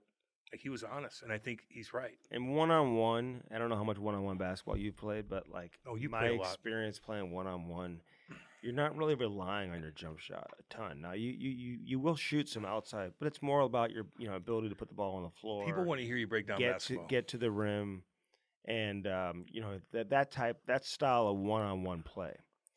I don't know if she could hang with him athletically, dude. That would be a difficult task, and so therefore I would say that he'd probably win. In fact, he'd probably be the MVP of the WNBA, which hurts me to say because there's some great talent. Now you're realistic. Okay, there you go. Yeah, he seemed pretty cool, man. You got to give him credit for that. I would bet you I would be first-team All-Star WNBA. Maybe not now because my muscles are getting a little sore. They're getting a little tight. I'm starting for the first time feel like, and I mean this, like Father Time is just now catching up with me. You write blogs, dude. I don't. You used to. Mm-hmm. And before that, you were in Arizona being a hippie. Where's your athleticism? Where was it at? Where did you become an athlete? In what years? Lots of years. Like what years? Prior to that. 5 to 22. Okay. I mean, come on. And then all my pickup hockey. You don't have to be everything. My muscle. You're really good at interviews. My hips are very tight. Andy, you're really good at interviews. You're good at collecting information. You're good at knowing, you have a good pipeline of people that trust you and talk to you, that want to get the word out. You're good at that stuff. Your athleticism, not even close. You don't have to be the best athlete and this and that, and I'm this and that. You can't be the best at everything. Why can't you just admit what you're good at and admit that what you weren't good at? Yeah. You weren't good enough to be an athlete, so you got into something else besides that. That's all good. Who cares? It's so hard to do. You're a good writer, stuff like No, that. You're a good daddy. Not a good writer. Yeah, you are. Not really. My punctuation's terrible. No, you're better than you think when it comes to that kind of stuff. Great. No, it is. It is. You don't screw up words. You don't. But I never know. But you brag about being an athlete, and I'm just like, oh God. Like Cam, when do you use a semicolon? Don't know. I know. Don't even know. That's why I don't do Twitter. Those type of things just completely. You don't fuck up on Twitter, dude. They don't. I see it. You're able to throw a paragraph out. The words are spelled correctly. Really? Commas are in place. You're good at that, dude. Do you read it in my voice? You're just not a good athlete. It's all good. Oh, God. Doesn't matter. It depends how you define good athlete. Compared to who? If you're comparing it to professionals, yeah. No, I'm compared to a normal person. No. You're a normal person. Normal. You're just a normal guy. Yeah, normal. Normal athleticism. Normal, yeah. That's good. Yeah. See, that's all. Yeah, You're normal. Normal athleticism. That's fine. The fuck do you brag about how athletic you are? I mean, I finally humbled you. I finally got it out of you. You're a normal person. That's it. It's all good. I love you. Die for you if I had to. If you were caught in a jam, you got in a car accident, and I was on the side of the road, and you had to get out, I will bust that window and drag your little ass out of that fuck. I swear to God, I would. The adrenaline would come. My eyebrows would be burned off like ah. I would drag you out so fast. I would. Would you do that for me? There's no way in hell. There's a video. There's of no a way guy in hell. Who was it was like a police chase. Yeah. And this one little cop was trying to break the glass with his elbow. Oh no! Break his elbow, dude. It's hard. You got to get a rock and just go bam. And all of a sudden, this big cop just runs up and just throws the little cop out of the way. And boom, one time just shatters the window. Man, that's what you got to do. If you sign up to be a cop, man, you got to do those kind of things. You got to be the first one in. Everybody's running this way. Where you going? You're running that way. That's why the American flag faces this way. That's another thing that why do you think that Andy Frisella teaches you. Yeah. Andy, dude, listen to him. American pride.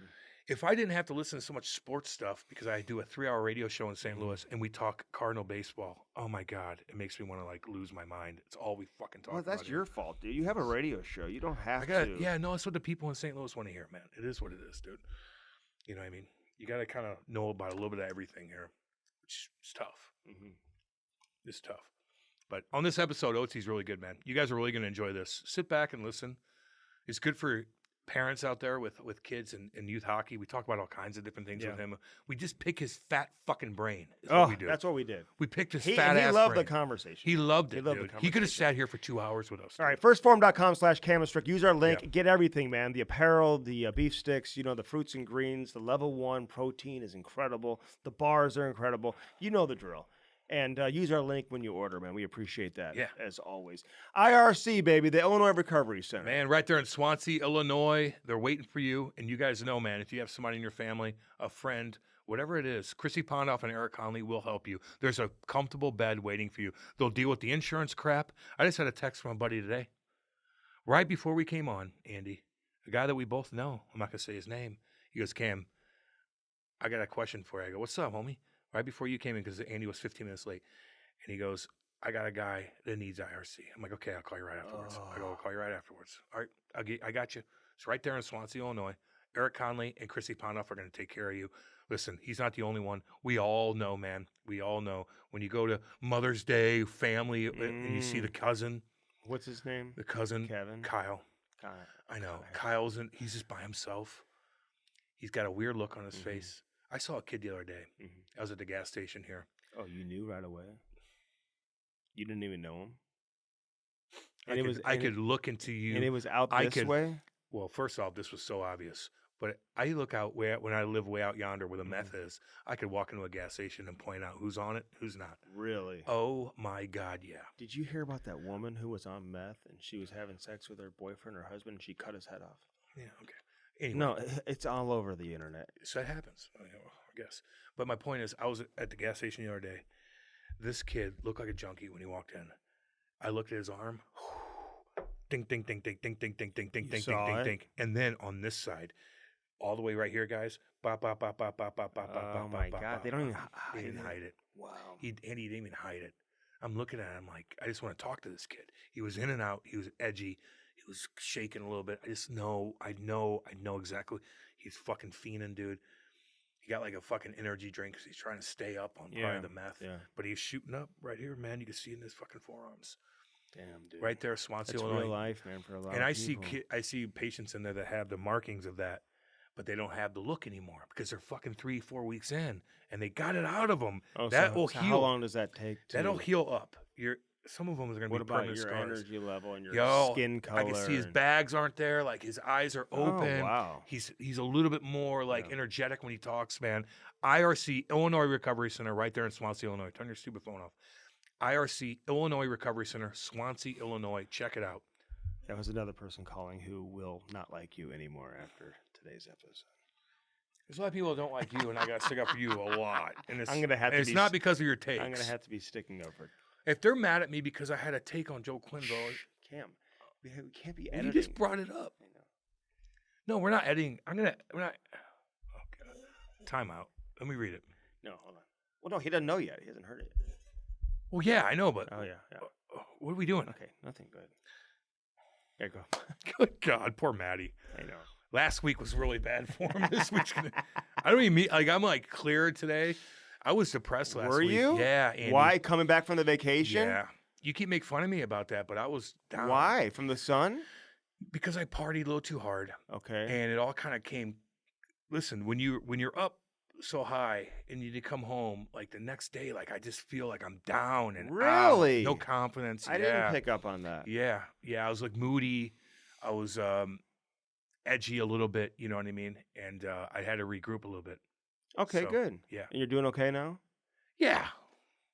I'm not in like normal life again. Yeah. But like for 4 days, you're going at it. Okay. You know what I mean? And then I come home and like, boom, right back to being normal. Let's get on this game.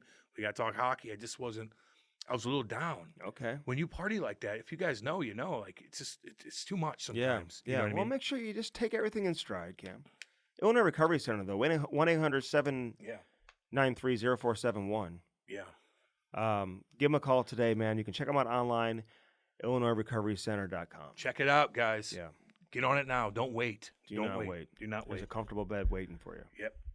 And Cam is a good shoulder to. We get completely different type of messages. Oh man, I get messages. Yeah. All day, every day about it. Mm-hmm. But I hope people reach out to IRC, man. It's very important. Yep. Absolutely. Hat launch, baby. Yeah. Hat launch. Was talking to our boy the other day, and Danny Boy from Hat launch. Yeah. They got so many things happening. They're starting like a shirt launch now. Good. There's like another company everything. they're starting. Do everything, man. We're gonna head out there in a couple weeks and golf tourney. Check out the facility and stuff like that. And we'll do a golf tournament with them too.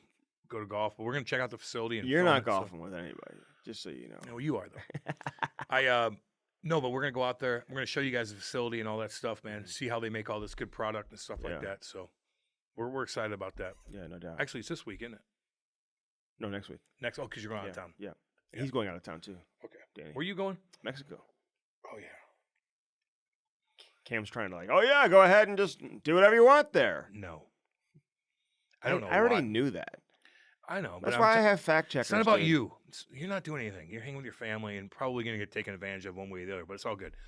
But if you guys are out there and you want to go down to Mexico with your 5 buddies and you feel like you want to fucking buy a bunch of shit, you're crazy. Mhm. They're watching you like a hawk and they're going to extort you. Don't do that. Be careful with that shit. Yeah. That's all. You're 100% right, dude. Whoever messaged us on that morning, I go, fuck, did I say that? I meant Bahamas, but even then, fuck that too. But that guy's like, no, Cam. And I'm like, wait a minute. I told Andy to stay in the U.S. He's like, oh, you're right. I'm like, no, don't mess around in Mexico. Mhm. Don't do it. I'm getting a lot of calls right now. I don't know if something. We got any breaking news that's out God, there? are we live or something? I don't know. Are we live? Did they hear me? I don't know what's Talking. going on. It's all good. But they got the best hats, though, man. Check it out. America's #1 source for customized hats is Hat Launch. Damn right. St. Louis boys. I know. We but love they're, you. But they're all over the place. I've hooked up some people who sell a lot of hats for their business and Yeah. getting good people to work Yeah, together. mix and match, Yeah. get people connected. Yeah. That's what we do, man. We'll connect you guys. Yeah. Your business. And if you're our business out there that wants to team up with us, man, Mhm. come on board. We'll pump your tires up. That's what we do. There you go. We'll pump your tires up, baby. Hat Launch, baby. Damn right.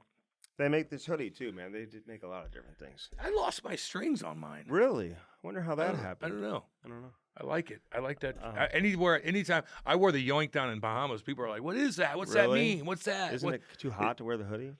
No, I wore my the hat. hat, yeah. And they're like, "What is that?" I'm like, Yeah. I don't really know. I just say it. I'd You wear know? it. Like, if I was in, like, a UFC press conference or something like that, I'd wear it up there on stage. know? You do look like a UFC press conference kind of guy. Andy, tell us about this. It's pretty funny. I knew exactly what you did the whole time. No, you don't. Yes, I did. What I do? Well, Tim Peel tweets about it. Oh. What do you mean? You did like a live stream, basically. You flipped through just like you said. Like Was there a lot? I'm not really honestly caught up on it. Yeah, I don't know. I just like giving Peelsy That's shit because funny. we love him. We had a That's good all because time, we though. love him. We had fun. We love everybody. You know what I mean? I should have gone with you guys. At Bellman, you get no. Swinging dicks. None. Zero swinging dicks. What do you get? Well, you get great service. And Not sushi and water. Sushi That's a and stupid flavored thing. You got to water, figure man. out. You got to figure No, out some people shtick. know that. You don't really People have a know shtick that. yet. You're still figuring it out. That's not it. But you get great service there, man. Mhm. Like a lot of my buddies that are a little bit older that have money. They're like, I need to get a fucking shit kicking truck, and I'm going to buy an RV for $100,000. Yeah. 150 grand, and I'm going to travel the United States in North America. I'm going to have my badass fucking truck. I'm going to get my RV, me and the wife. The kids are fucking older now. We got money. They're out of the house. We're going to go explore United States and North America, and you got to have a shit kicking truck. You can have a fat ass Dodge Ram. You can get that GMC Denali, that 25 Hundo. You can get a diesel. That thing will take you anywhere. You can go up to Wyoming. You can go to Idaho. You can go anywhere you want with that badass truck. They got it at Bellman. And your wife can go in there, and they're not going to rip her off and not going to creep her out like a bunch of swinging dicks everywhere else in St. Louis. There you go. Where's it located?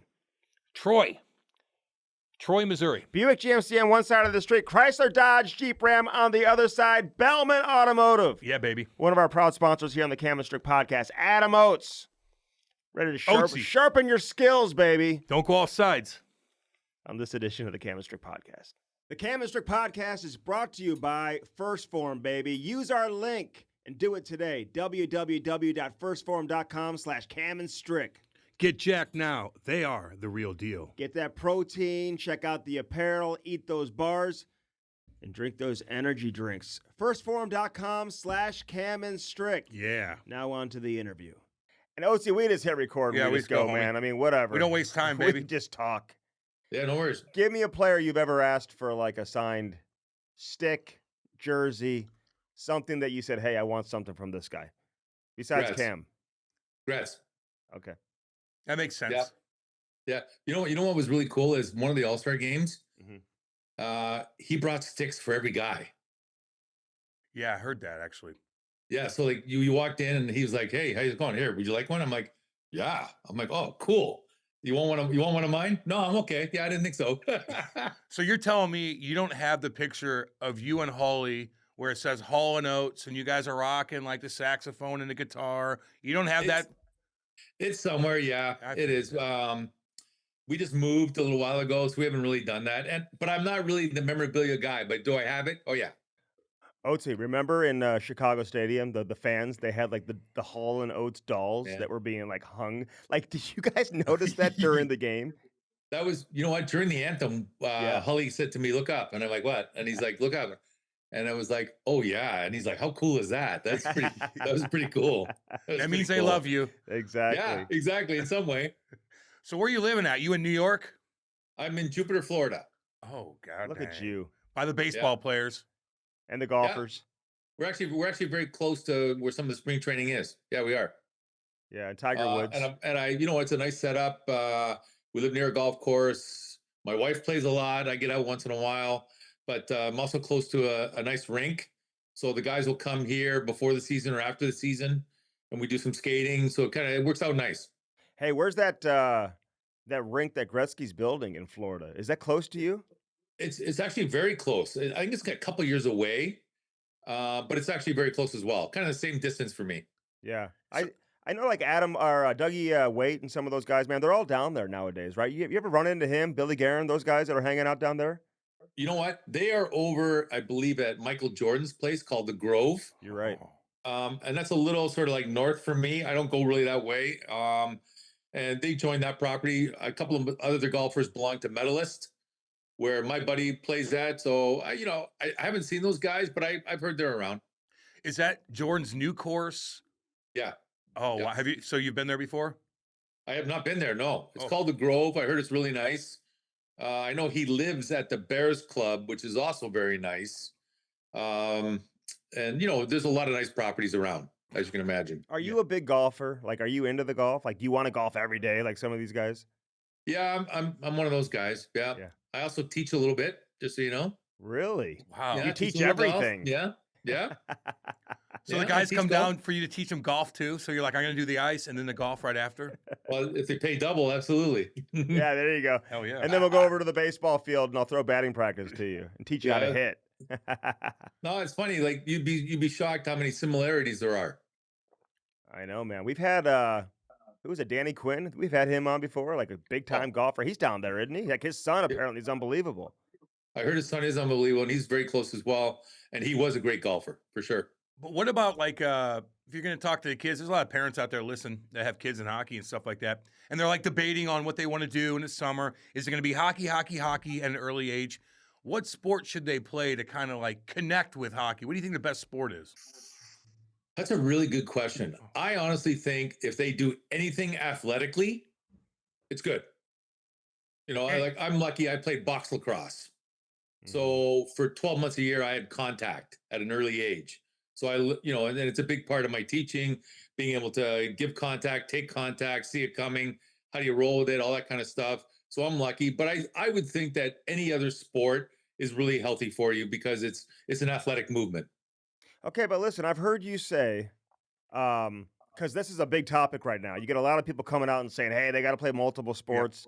And listen, I'm all for that. I agree with it.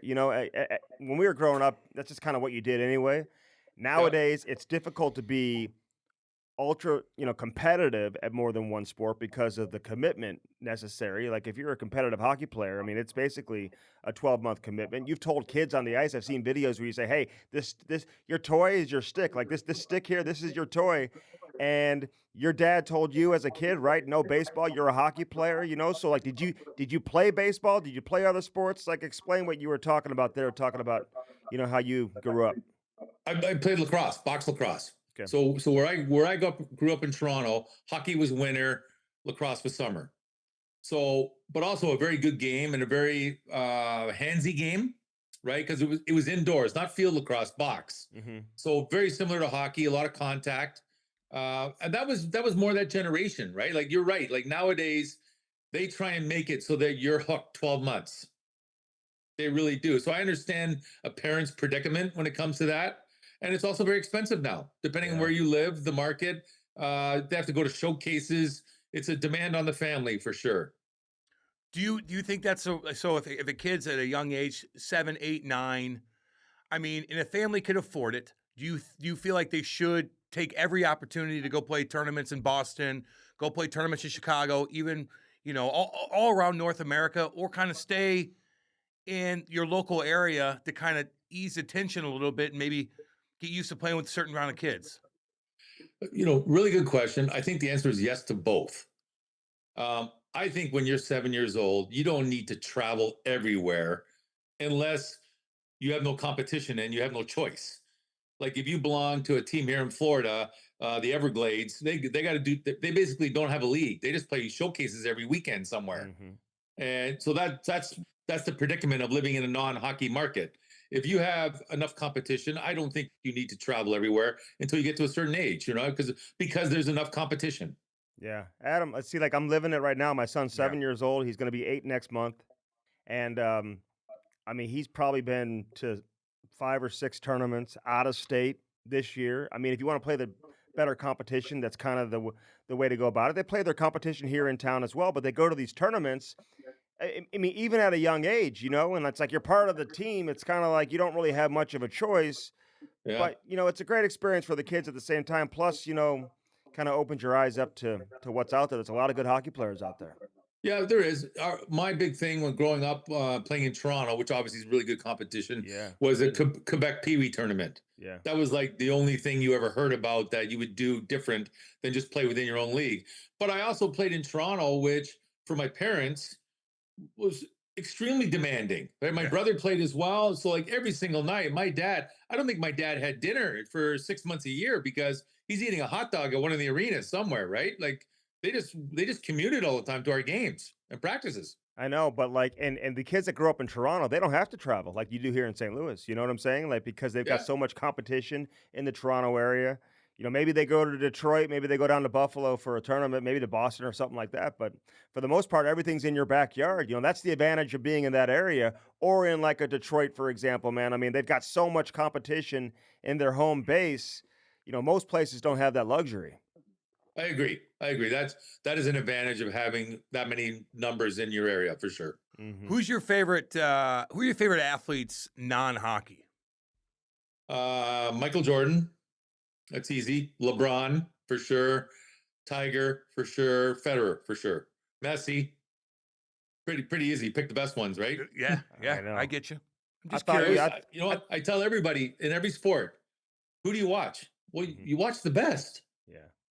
Right. Watch the best and watch his mannerisms. If you don't have his mannerisms, something's wrong. Hey, being a skills coach, what's the youngest kid that you've worked with or who you work with on a regular basis? And listen, and where it's at right now. I just told you my kid's young. They all have their own skills coaches. They're on the ice before school. They're on the ice getting individual instruction. Do you think it's too young to be doing that, or you think it's okay at a young age to really start to hone in on your skills? So you're asking me a very delicate question. Yeah. Because I am not trying to insult anybody out there, but I really have a tough time with a lot of other development coaches that I see. I don't necessarily agree with what they're teaching. So it's a very delicate thing. I believe a young hockey player should learn on his own for a period of time. You want to learn the game innately, right? But I also think correct instruction is correct. No problem. Mm-hmm. Like every single day, my coaches that work for me, every single thing that we do, we are looking to prevent a concussion. So like when you shoot a puck, when you pass a puck, when you're skating down the ice, I am making sure that your eyes are looking in the right direction, because at the end of the day, as we have contact, there's going to be a concussion. So like, for example, we don't work on shooting a lot. We don't. And, like the Bedard release, that's the big thing right now, the Bedard release, right? Mm-hmm. Well, Connor Bedard also broke his jaw this year. So that's more important to me than 21 goals. I want that kid to be healthy for 15 years more than 21 goals, right? So like the way we approach it, we are looking at making him a better hockey player. And what I see out there, not everybody is. Everybody's doing sort of like shooting. Okay, but are you shooting correctly? And a lot of times my answer is no, it's not. They're not shooting correctly. So do I believe in instruction? Yeah, I just want the parent to make sure it's the correct instruction. Yeah, no, that makes sense. And listen, I've heard you say that a kid should never hit his head on the glass. Now, Cam hit me in an alumni skate a few months ago. He's fragile, and, though. And I hit my head on the glass. Some days I don't even know where I am. Even to this day, Adam. Chaser did too. hey, that would have gotten him 10 games in today's. If that would have gone to the player safety. I know. Hey, but I love how you said that though. A kid should never hit his head on the glass, right? And you do talk about that with the parents and the kids about protecting not just your head, but like making sure you know how to absorb a hit. So the number one thing that I would tell anybody if they wanted to argue with me is the first thing I would say to the skills coach, development coach, coach of a team. Do you change a guy's stick? And Cam knows me. I am very sensitive to someone's hockey stick. It is hey, it's your tool. It is your tool. You watch Formula One, how important are the tires? Yep. Right? That $1 million race car doesn't drive with lousy tires. Sorry, guys. So I am very sensitive to a hockey stick. So if your development coach or skills coach doesn't talk to you about your stick, you should ask him why. So what would you say to like a young Sidney Crosby that's coming up that has that flat blade? Are you like, no, we need to change this? Well, he's got a straight stick. Okay. Which I like. I like a straight stick. Wayne Gretzky had a straight stick. I like a straight stick because when you're 7 years old, it's right down the middle. So you're developing your backhand as good as your forehand, right? Mm-hmm. So you're developing your vision equally both sides. So I personally like that. If Sid hired me now, would I put a little toe in that? Yes, I would. But the skills he developed from the straight stick, I love. Interesting. What do you think of Ryan O'Reilly's toe curve? Because I know you've worked with him in the past. Well, Factor and I don't get along with that curve. Okay, because I was going to say, man, it's interesting. I looked at it so many times, and I have one of his sticks in my house. I mean, it's pretty good with it. Showing people like what he does with his toe. I don't even know how you get to that point to think, hey, I want to try this. This is, I want the toe of my blade, at that angle. I don't even know how you think of that, but he's different. He's kind of like you, man, in terms of the obsession with the game that you guys have, and that's why you guys have been so successful. So have you talked to him about his stick and you know what, how it goes down? Yeah. Obviously we know, fantastic player. Sure. So depending on who the guy is that calls me, it's always very private. And at some point we get into that conversation. And obviously if you're a 7th D, you change it now. You change it now. You don't got a leash. You need to do something for next year now, right? When you're a star of a team, it's a different speech, right? So like back to Crosby. If Crosby called me to work, which he's not a client, but I have skated with him with McKinnon, right? Are there things that he can't do? Yeah. Yeah, and my joke with everybody is, I'm faster than you, Sid. I'm 61 and I'm faster because I control the puck faster. Right. So if we go in a corner and battle, I'm going to control the puck faster than you. So therefore my vision is faster than yours. I'm going to see that guy coming before you do. I'm going to be able to pass the puck before you do. And I joke with the guys all the time because when I get the puck on the air, no one can take it off me. Right. When I got it, even to this day, they can't get it from you.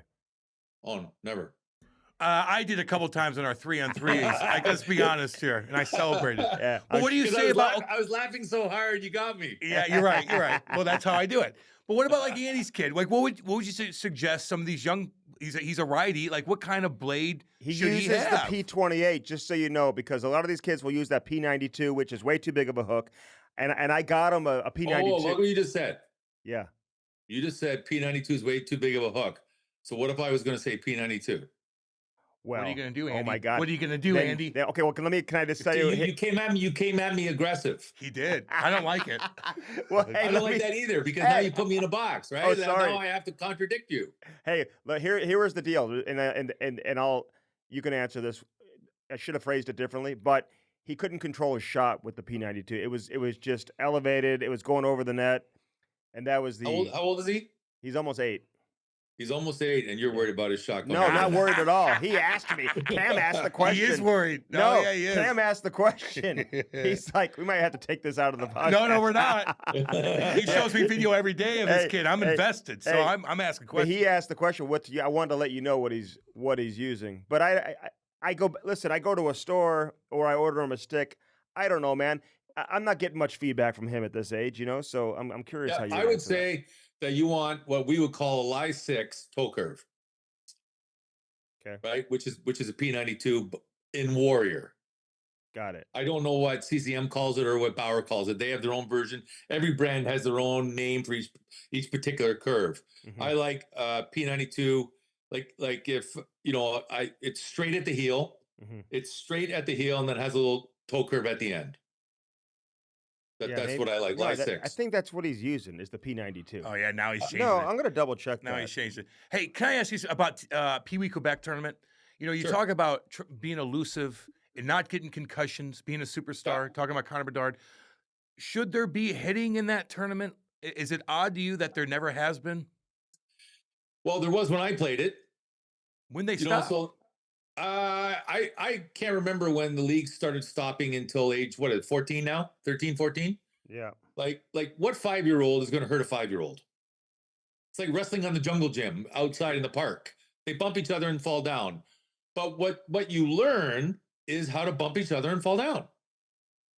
And then you learn how to absorb contact. You learn how to shield it, to protect it, right? So the problem is a kid starts at 5 and let's say 13. Well, that's 8 years of playing hockey of not bumping. That's a long sample size. That's a long pattern that you're developing. So maybe you're not looking as good as you should where the guy's coming from. And you've been doing that for 8 years. And all of a sudden we let the guys out. And some guys have gone through puberty already. So they got 30 pounds on guys. That's very difficult. Mm-hmm. And I would never want a 7-year-old to get hurt. Of course not. But I also, when you watch when they didn't get hurt when I played, no one really got hurt ever. Mm-hmm.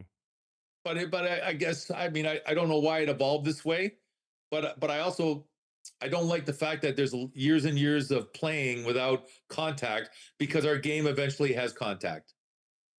And listen, Adam, I got it completely reversed.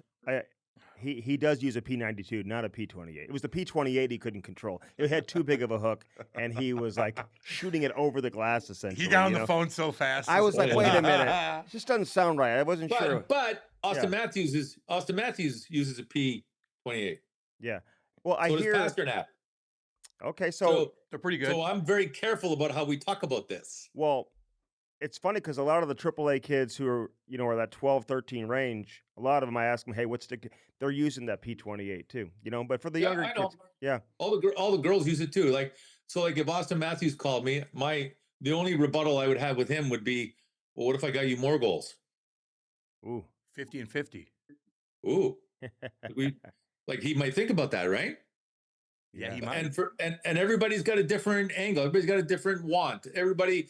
What if you got 69 goals and another 25 assists? Golly. Because you made more plays. And we're talking about a fantastic player, right? But the one thing that's always amazed me is guys work so hard to get here and they don't keep it going. Mm. And you have to, because you want to keep surviving. You want to get a 5-year deal. You want to make more money. You want to win and you want to keep it going. And then we get old. And you want to keep it going. You got to figure out, you just got to keep figuring it out. And some guys kind of have this plateau where they get here and it's no, I'm good. And it's we've all played with those guys and it's very frustrating. And I think a lot of guys end up regretting that. So let me ask you this. Because you scored over 340 goals, I think, in your career. You're 8th all-time in assists. For people who don't know, this guy's a Hall of Famer, one of the greatest passers in the history of the game. So could you have scored more? And in terms of looking back in your career, could you have scored more goals than you did? And did you always have this innate desire to get better and to work at your craft? Were you on the ice all the time as a player, just constantly thinking about how you can get better? Yeah, I was kind of one of those guys that when the season was over, a couple weeks later, I'm tinkering and playing and on the ice a lot. I really was. And my dad was the type of guy that made me be that type of guy. He was a tough dad. So I love it. I still love it, right? I'm on the ice all the time still. So hockey's in my blood, always has been. And I was a tinkerer for sure. I would tell you that to get more goals, I wish I had somebody like me when I played that could show me something on video that, oh my God, I just missed that goal last night. Oh my God. Because no one's perfect. No one's perfect. And my first 10 years of my career, there was no video. And then when it came in, it was more like it kind of is now, more system oriented.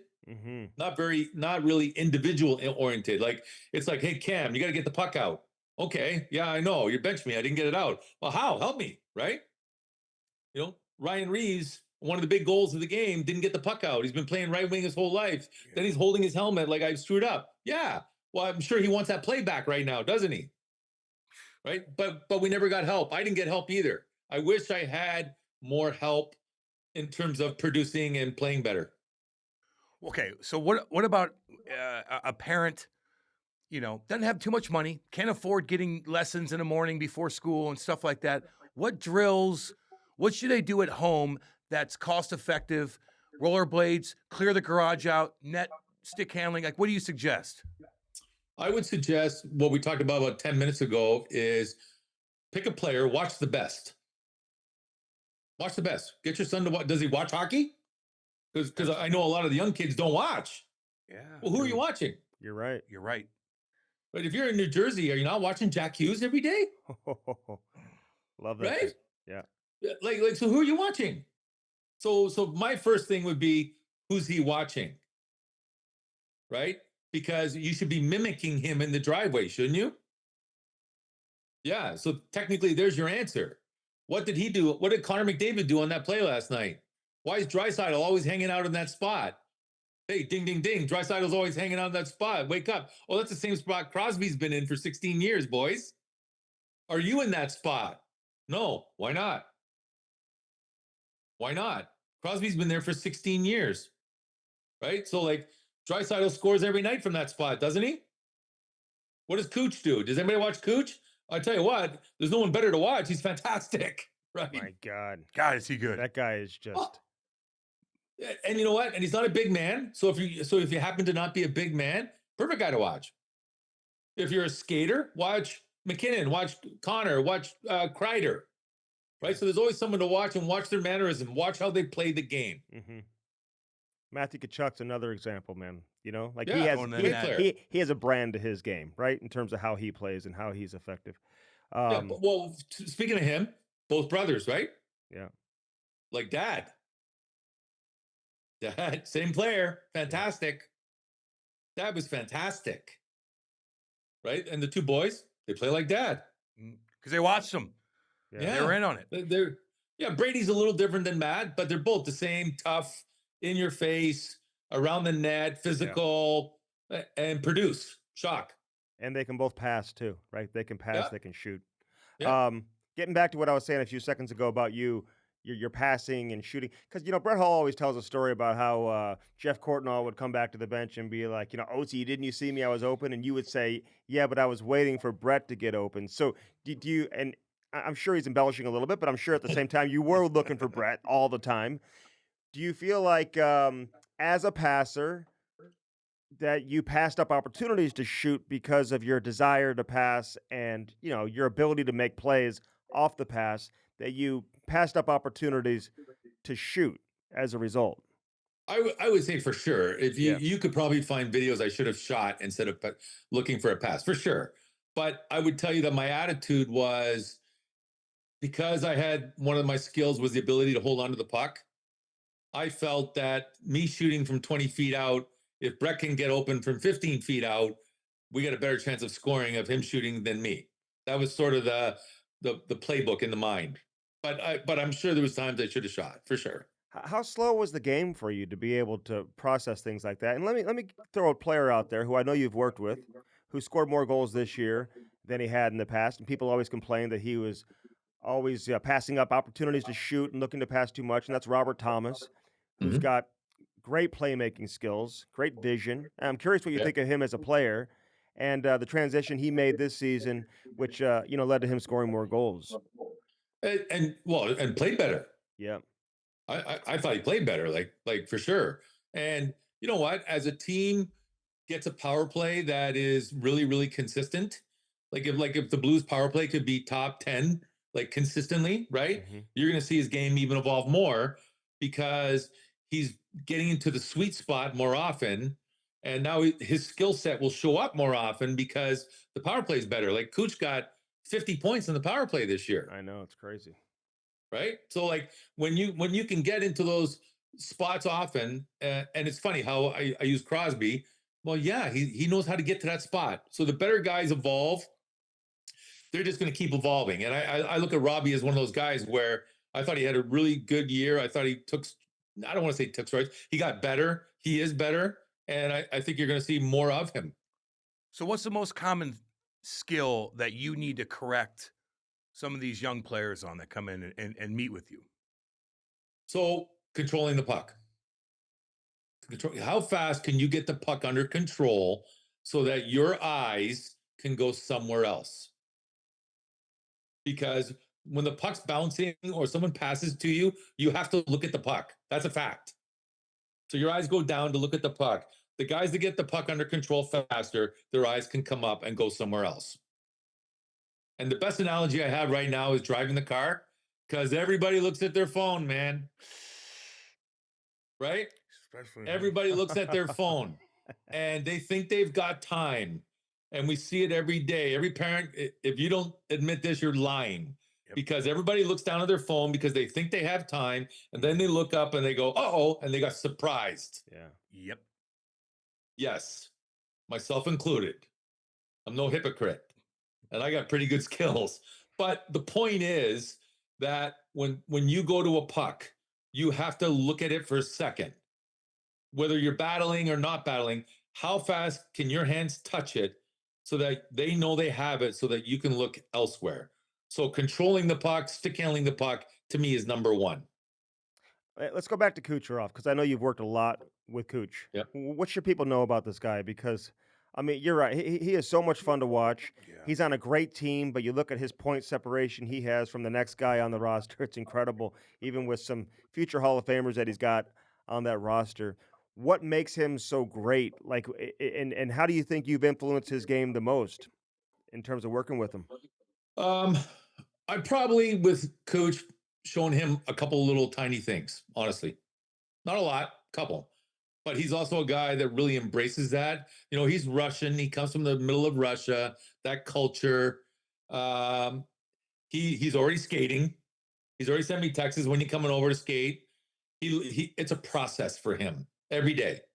And you know, like there's going to be there's times when we go on the ice, we'll talk about something, a particular move. Let's say it's on the power play. He's getting pressured down. So he's got to go to his backhand. And as he's going to his backhand, he's got to see Victor Hedman. He's got to see Stamkos. He's got to see Braden Point. Well, we'll talk about something and he'll go quiet and he'll work on it for 15 minutes as I'm standing there. And he'll get the puck and he'll dangle and he'll move around and he'll look at me every once in a while and I'll give him a no or a yeah. And he'll keep, and like, that's how he works. And it's fantastic because he's out there to work. He knows there's going to be how many power plays this year. He knows he's going to get that situation 800 times this year. How good can he get at it? And he really, really understands that. It's fantastic to work with him. You would have had 100 assists the year, I forget which year, maybe it was Holly's 86 goal season. You missed a bunch of games that year, games. And you finished with 90 plus assists, whatever. But you have McDavid with 100 this year. You had Kucherov with 100 assists. Fantastic. What does that number mean to you, man? To get 100 assists in the NHL, and I think you had 96. Correct me if I'm wrong. Somewhere in that range.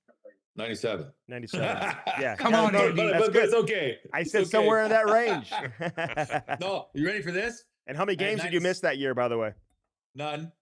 But I had 97, and going into the playoffs, Borky took the last 2 games off. Oh, really? And it was and it was against Ottawa during their expansion year. I was choked. I wanted that. That was the number only 3 guys had ever done. Yeah. I mean, you think about it, only 5 guys have ever done it, ever. That's absolutely magical, man. And look at the names on that list. Okay, well, Oh, yeah. you said 97, but you got 90 plus, I believe, the year Couple the Holy times. got 86, and you missed a Yeah. bunch of games that year. Yeah. Because I've talked to God. Brett about that. He would have scored 100 goals that year if you would have been healthy the whole year. What was the I know. injury? Nope. Tore my groin. Ugh. What's more impressive, 70 goals or 100 assists? They're both fantastic. But if you had to pick one. 100. 100. Yeah. Why? Hey, only 3 guys have done it this year. I know. Gretz did it 11 times. I know, it's hilarious. It is. It's sick. Can you explain, because everyone, like all these kids, right? They just, like we grew up with Gretzky, although he was even a little bit ahead of my time, you know? I mean, but still, I mean, I watched Gretzky, but he was past his Oiler years, you know? He came here to St. Louis, New York Rangers, LA Kings, all that. What made him so much better than everybody else? Like it's like you watch McDavid. It's like, how can you be that much better than everybody else? Although you got Kucherov in that category, Nathan McKinnon certainly in that category now, Crosby obviously still doing it at an older age. But what made Gretzky so much greater? That this guy has more assists than the next guy has points in the history of the game. It's crazy. And he scored goals too, right? And Which is like it's you know what? It's one of those things where even today you'll see a goal. Okay, you watch a goal and you'll listen to the announcers. And they don't talk about that particular assist. Yet you'll see the guy who scored point at the guy in the corner and go like yeah, because he knows that was a wow pass. Mm-hmm. And sometimes people don't realize that was wow, right? And Gretz did it 10 times a game. He made that particular play that people almost don't notice. That he did it 10 times a game. I remember when he went to LA, I was still playing for Detroit. It was his first year in LA, and they came into Detroit, and he always played good in Detroit because he's from Brantford. He had 5 points in 30 minutes. and I remember I'm sitting on the bench. I think I've had 3 shifts, and I wanted to high five him on the way by one time. It was so good. Yeah. But he just did plays that you would think are kind of common. And they are when you watch them on video, but he did it all night long, every shift kind of thing. And it's like, people don't realize how much that adds up. And you didn't give him enough credit for it sometimes. Until all of a sudden after the game, Gretz got 3, you know? How much hockey are you watching now? And when you do watch hockey, do you get frustrated because maybe there's a guy that, you're teaching and he does something wrong? Are you texting guys left and right? Or can you just sit back and enjoy the game? He's not absorbing what you've been telling him countless What's times. he doing on the wall? It's like, dude, I've told you 100 million times not to do that. Can you enjoy yourself, Oatsey? I enjoy myself when guys do well, yes. Dude, I don't think anybody watches more hockey than me. I don't. No. I got 90 NHLers right now. I watch every day. I watch their video. We have a team of video guys. And honestly, I really, really enjoy it because I want the guys to stay healthy. I want the guys to do well. And when they do well, I get a little piece of that in my mind. I get a little bit of credit in my mind for that. I love seeing, one of my favorite guys, believe it or not, Luke Schenn, right? Braden's brother. Yeah. When I met Luke, he was playing in Ithaca. It's crazy. Yeah. Yeah. And Utica. the coach told him. Utica. Yeah. Yeah. And Utica. the coach. Comments. No, not Utica, Ithaca. Oh. That's 3 in a row. No, you're right. You're right. Okay, Utica. okay, you got one back. Utica. Listen, I had this on my list, and I remember talking to his dad, Jeff, about you working with him and what Dallas Eakins had done to kind of rejuvenate him mentally down in San Diego. He met with you when you were in LA. Come on, I know the whole. And he knows his stuff. You're right. And he knows his stuff. And then he went to Utica, and you came out there to work with him, right? So tell us the story. Yeah. And the coach had told him to call it a day. It's over. And, you think about it, that's a long time ago. Wow. And he's won 2 cups and just, I think, what he signed, a 3-year deal last year. And obviously it's the same big, strong kid from Saskatchewan that he was. And what did we work on? We worked on breaking the team out 2% better. Just break the team out 2% better. Why?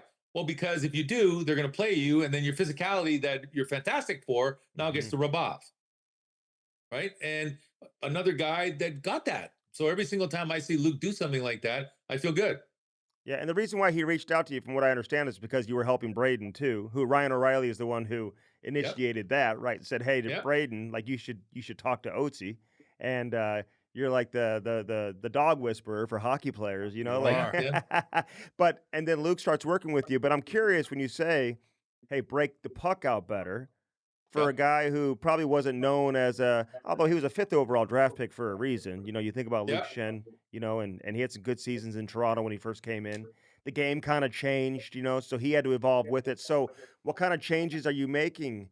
How do you become a better passer from the back end, you know, when you're at an advanced age? Well, if you look at last night's games, okay, there's only 2 games. We've heard the term stick on puck, right? How many goals were scored from the stick on puck being missed last night? At least 4. Where the guy was there, stick on puck, and he missed. So I work on stick on puck. You're not allowed to miss. Because you know what? Earlier in his career, okay, he goes and throws a big hit. Way to go, Luke. Oh, he goes and gets in a scrap. Way to go, Luke. Then he gets a big hit and gets scored on. It's not way to go, Luke. And sooner or later, the tide turns. The physicality does not make up for the fact you're getting scored on. You know, so at the end of the day, we love your toughness, but the coach gets scared to put you on the ice because I don't want to get scored on. And then you end up they start thinking the other way, where it's like, well, even when he's on the ice, every face-off after is in our own end. Right? So we didn't get scored on, but we're never going down the other end, right? So it's like, so we just talked about neutral zone regroups. How? Get the puck in the forward's hands so that we're going down the other end. Break the team out. Yeah, there's going to be times to be physical. Let's talk about when it's time to be physical versus you got to get stick on puck and poke check it, man. So whoever it is, we go about their game to make it more successful. Obviously within the boundaries of the coaching staff. Hey, you know what they're saying now? When you have a prospect in an organization who plays kind of that heavier style, they say watch Luke Schenn. Because now he's been able to now he's like the poster child for that style of defender, right?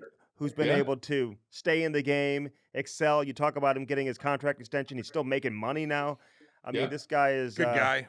Yeah, in a tax-free state, those living in brothers Nashville. are great guys. Yeah, they're great. They are. Well, great. you look at Gudis. Yeah, same guy. Like he's, you know, what he brings, every coach loves. What he brings, every single coach loves. If he could break the team out 5% better, they love him more. Oh yeah. Oh yeah. Right? Will you take every NHL player that reaches out to you? Are there specific requirements that you're looking for?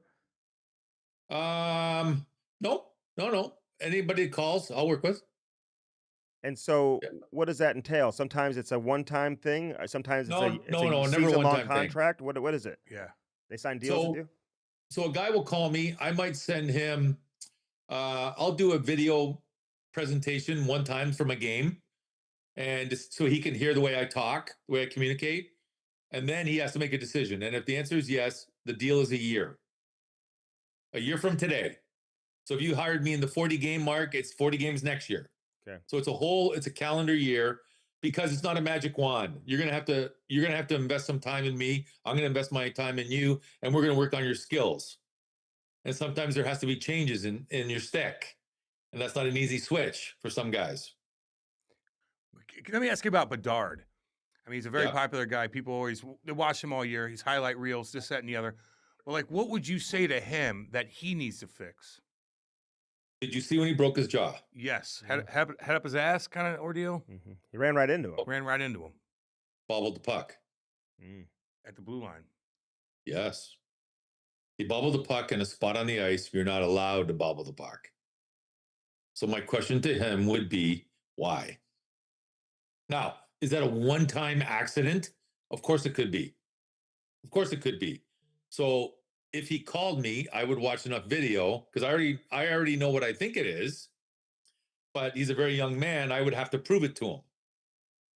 Right? And I would look for other situations where, like, I know when he came back a few games, there was a game in Phoenix, he got thrown into the boards. on a play that I didn't think he should have been thrown into a boards. He should have seen that D coming, and he didn't. He gets absolutely Yeah, I know. crushed. Yep. I mean, he gets hit more than anybody in the league. Hard. He's a smaller guy, think- and he's 18, I right? I think someone said that there had to be 10 fights for him this year. Yeah. Big Nicky Foligno. yeah. Yeah. Guys had to jump in and all that. So for me personally, I think it sticks too long.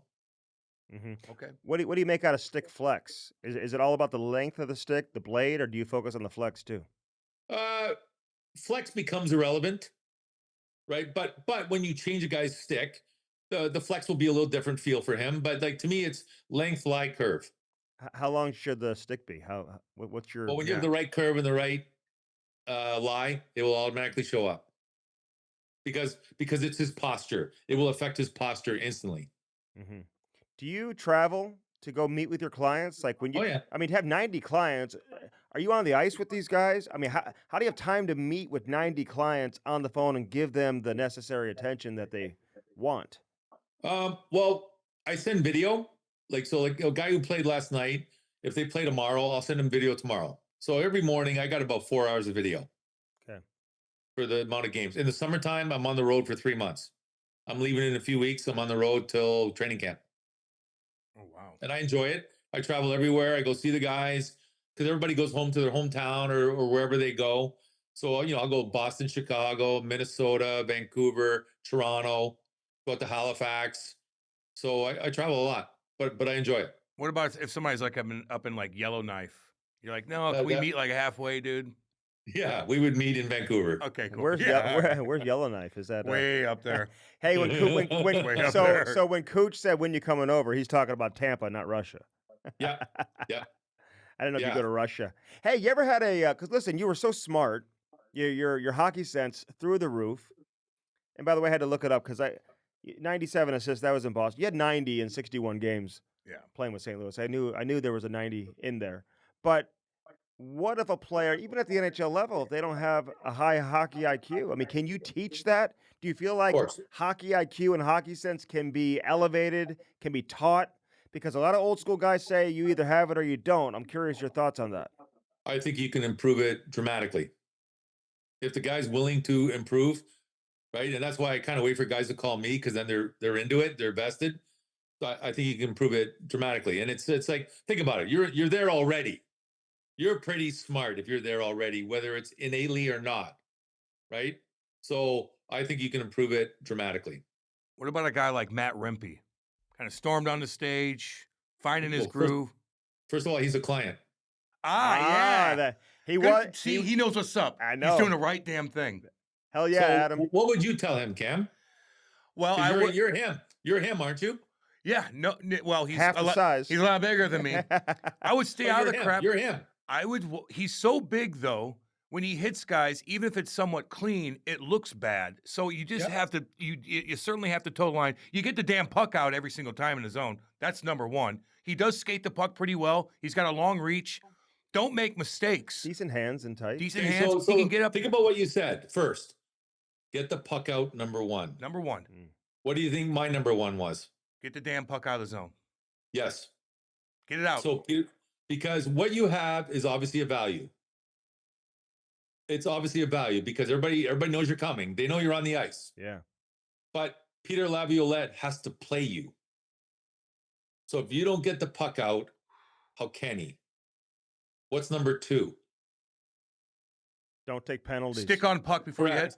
Okay, don't Wait, take penalties. Okay. No doubt really? about Look that. at that. Well, put it this way. I can't speak for Peter Laviolette, but if you're going in as F1 on the forecheck and you're a Tasmanian devil and you kill a guy and you don't fall down, everybody's okay, great. If we're winning and the team's going good and you take a penalty for an elbow, Yep. now you're giving the other team life. Sooner or later, that's not going to work. And his ice time is Yeah. telling you that. Yeah. You've taken the league by storm. Oh my God, right? Like Madison Square Garden's going crazy. You were being challenged every day, the poor guy, right? So now I think personally if something bad happened in New York, other teams would take him. So he's done something really good. So now we have to grow your skill set. Why? Got to get the puck out, man. Gotta get out. You got to get it out. You got to dump it in. Yeah, you're going to be F1 in the forecheck. You're going to be a wild card. And then can we get an assist and a goal once in a while? Yeah. But you got to play hockey too. You just can't be a crazy man. Like they went to double overtime. You played 5 minutes. Mm-hmm. Yeah. That's not a good recipe, big picture. You're right. It's a good recipe right now because you're winning and they love you. But 5 minutes is not the way I approach it. Is we need to make it 7, man. Peter Laviolette needs to trust you that much more. That's an extra four shifts a game, right? And another thing is, you don't. And every time you might not need to hit the guy. You could go scare him, put your stick in the lane. You got a 20-foot reach. Lift a stick up, hold him into the offensive zone for a minute or so. There's little things you can take advantage of. Every single guy, yourself included, that obviously we know part of your role is physical. You're F1 in the forecheck. You got to hit that guy. I know that. But can you put your stick on the puck before you hit him? Don't just skate in like a banshee with no stick awareness at all. Okay, you might get the hit, but if they're going down the other end and you get scored on, you're in the doghouse, man. Yeah. You put your stick on the puck. If you can do that, you can hit him as hard as you want. Yep. And then the next thing I say is, don't fall down. You're not allowed to fall down. Because that defenseman that you hit, if he gets the puck because you fell down, they're still breaking it out. So get the puck out. Get your stick on the puck, hit everybody as hard as you want, don't fall down. That's it. And that's hard. That's hard when they're winding you up to be programmed, right? Yeah. And in fairness to Cam, because here in St. Louis, like he didn't take a lot of minor penalties, like he was a hitter. Very disciplined. I don't know about in Jersey when you had him, maybe he was, taking more minor, but he didn't take a lot of minor penalties. Not many, Andy. I'll answer that question. Here in St. Louis. Hey, but when you're talking about getting the puck out, some people listening may think that you're saying just get it off the boards, off the glass, and out.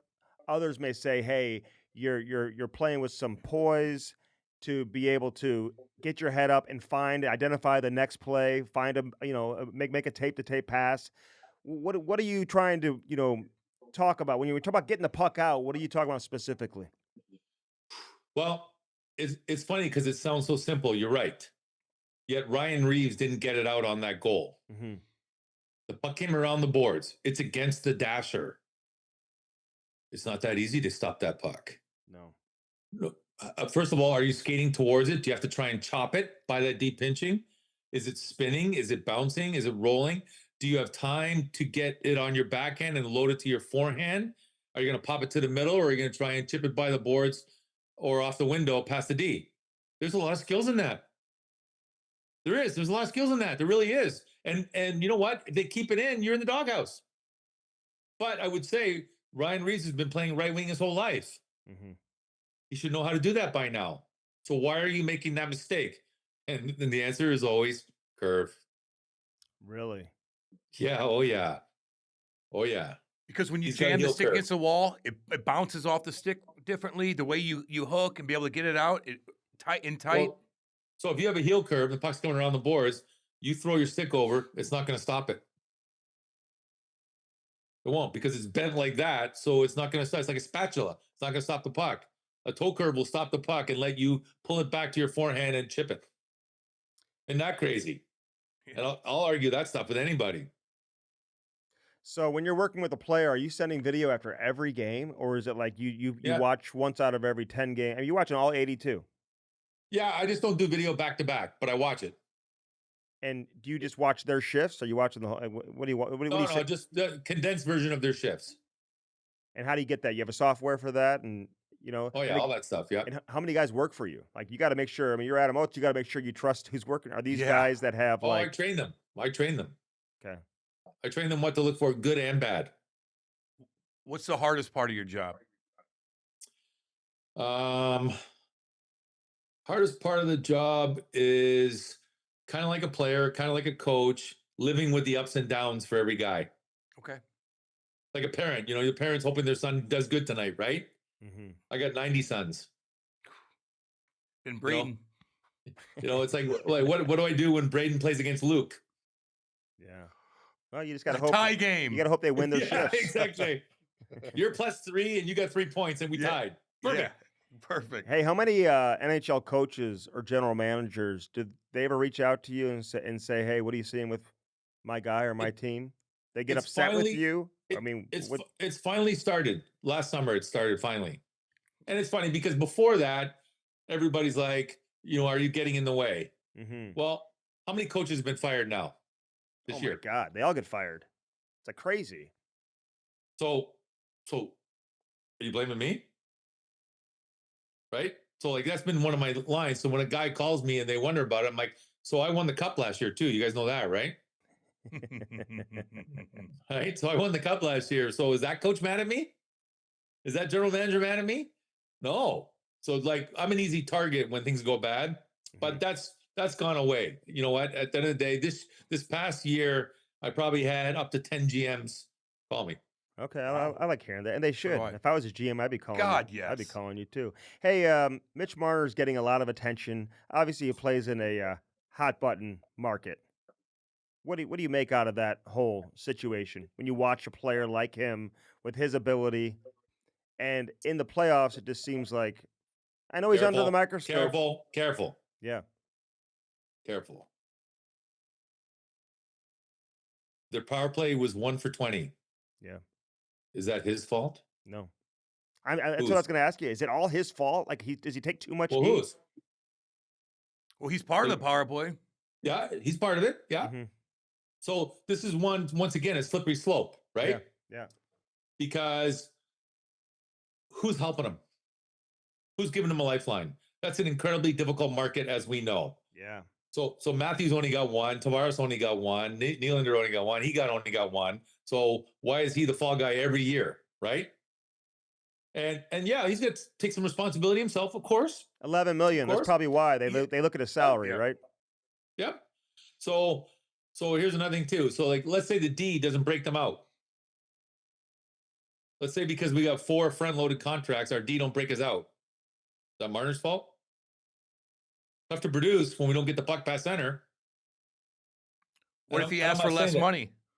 What's that? What if he asks for less money? Maybe you can get another defenseman.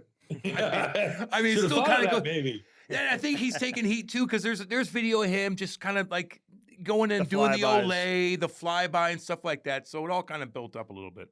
So well, they're also looking for it every single time, right? Yeah. Like when Nylander yelled at him. Well, Nylander, first of all, you don't play against everybody's best. You play against everybody's second best. Let's get that straight. Let's get that straight.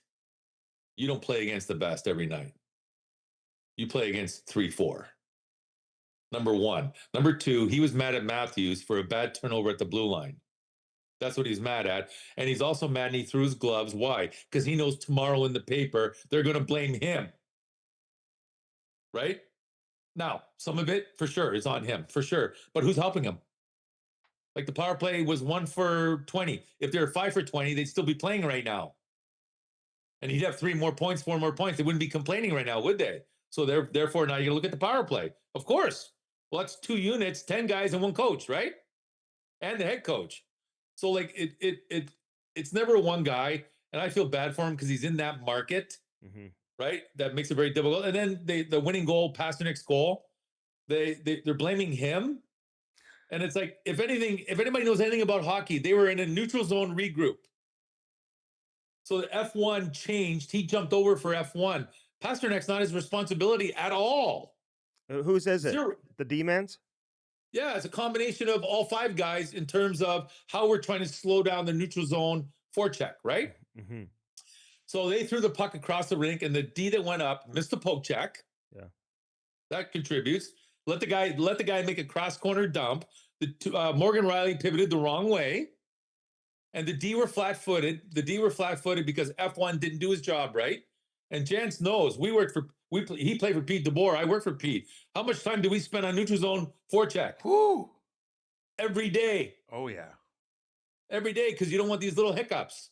And the goalie probably could have come out and poke checked it. Kinda. Yeah, that was another thing.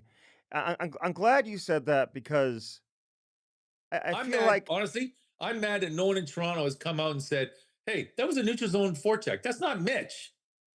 Stop trying to blame him for everything. Well, because they just want to get so emotional and you know. But management should have. Sheldon Keefe should have come out and said, "Stop. That's not his responsibility." Or maybe the John Tavares who's got the C on his jersey. Yeah. Somebody, you know. I get that. because he does take a lot of heat.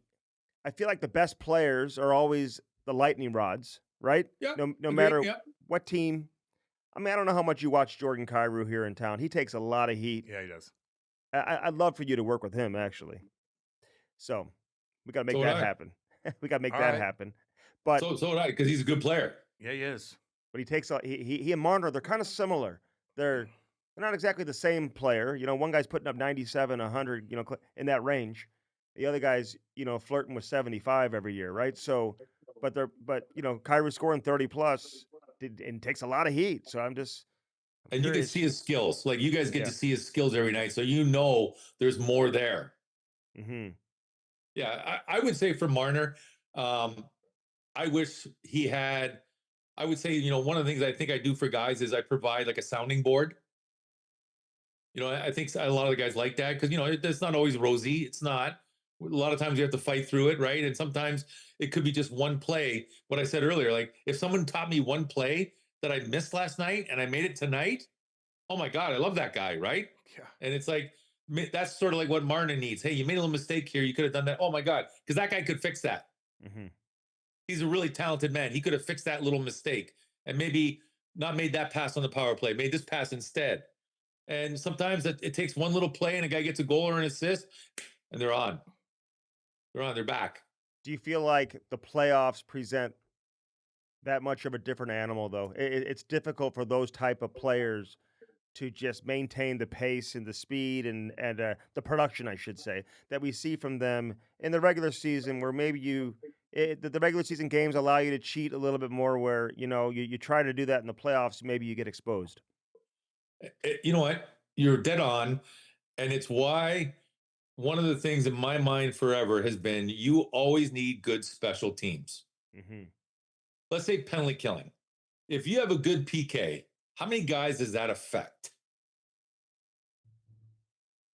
What do you think? Well, what forward wise, I would say 6 Okay. and 4. Goalie, 1.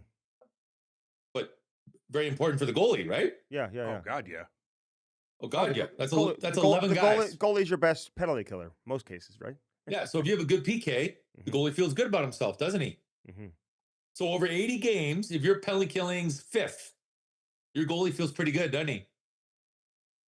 Yeah. So that means he's probably playing pretty good. Yeah.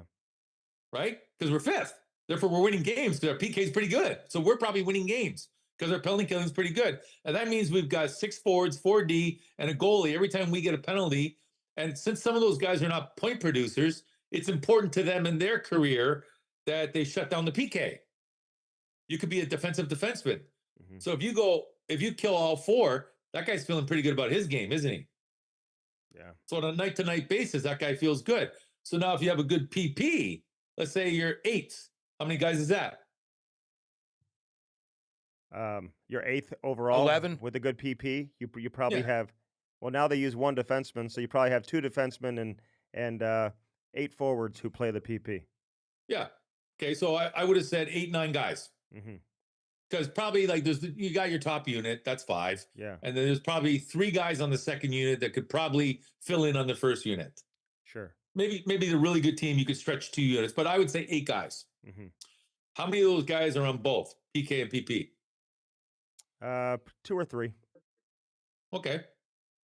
So we named 19 guys out of 20, and only 2 or 3 are on both. And usually it's a defenseman, right? How important is special teams? Yeah. They're very Right? important. Very important. And then obviously now in the playoffs, if your power play can get off early, you get 3 points on every goal. So someone scores and 2 apples. So that's 3 of your best players feeling good about themselves right away. So that's what, and same with PK. So if you can have good special teams in the playoffs, you got your team rocking. Yeah. I got 2 more things for you. Yeah, you've been awesome. What do you think of the secondary assist in hockey versus the primary assist? Do you look at it differently? Do you look at? I had one coach tell me who's a former NHLer. He coaches AAA hockey, and he he focuses on, when he keeps stats for his kids, he focuses only on the primary assists, not the secondary assists. Do you look at the secondary assists any day? Nowadays, it seems like if you touch the puck, 50 feet down the ice or whatever, you can still get that secondary assist. Do you look at it any differently? I think even the play before the secondary assist is important. Mm-hmm. Oh yeah, like we talked about breaking the team out. Okay, so you're behind our goal line and you put the puck, you beat two forecheckers with one pass, and we score 5 seconds later. How important is that pass?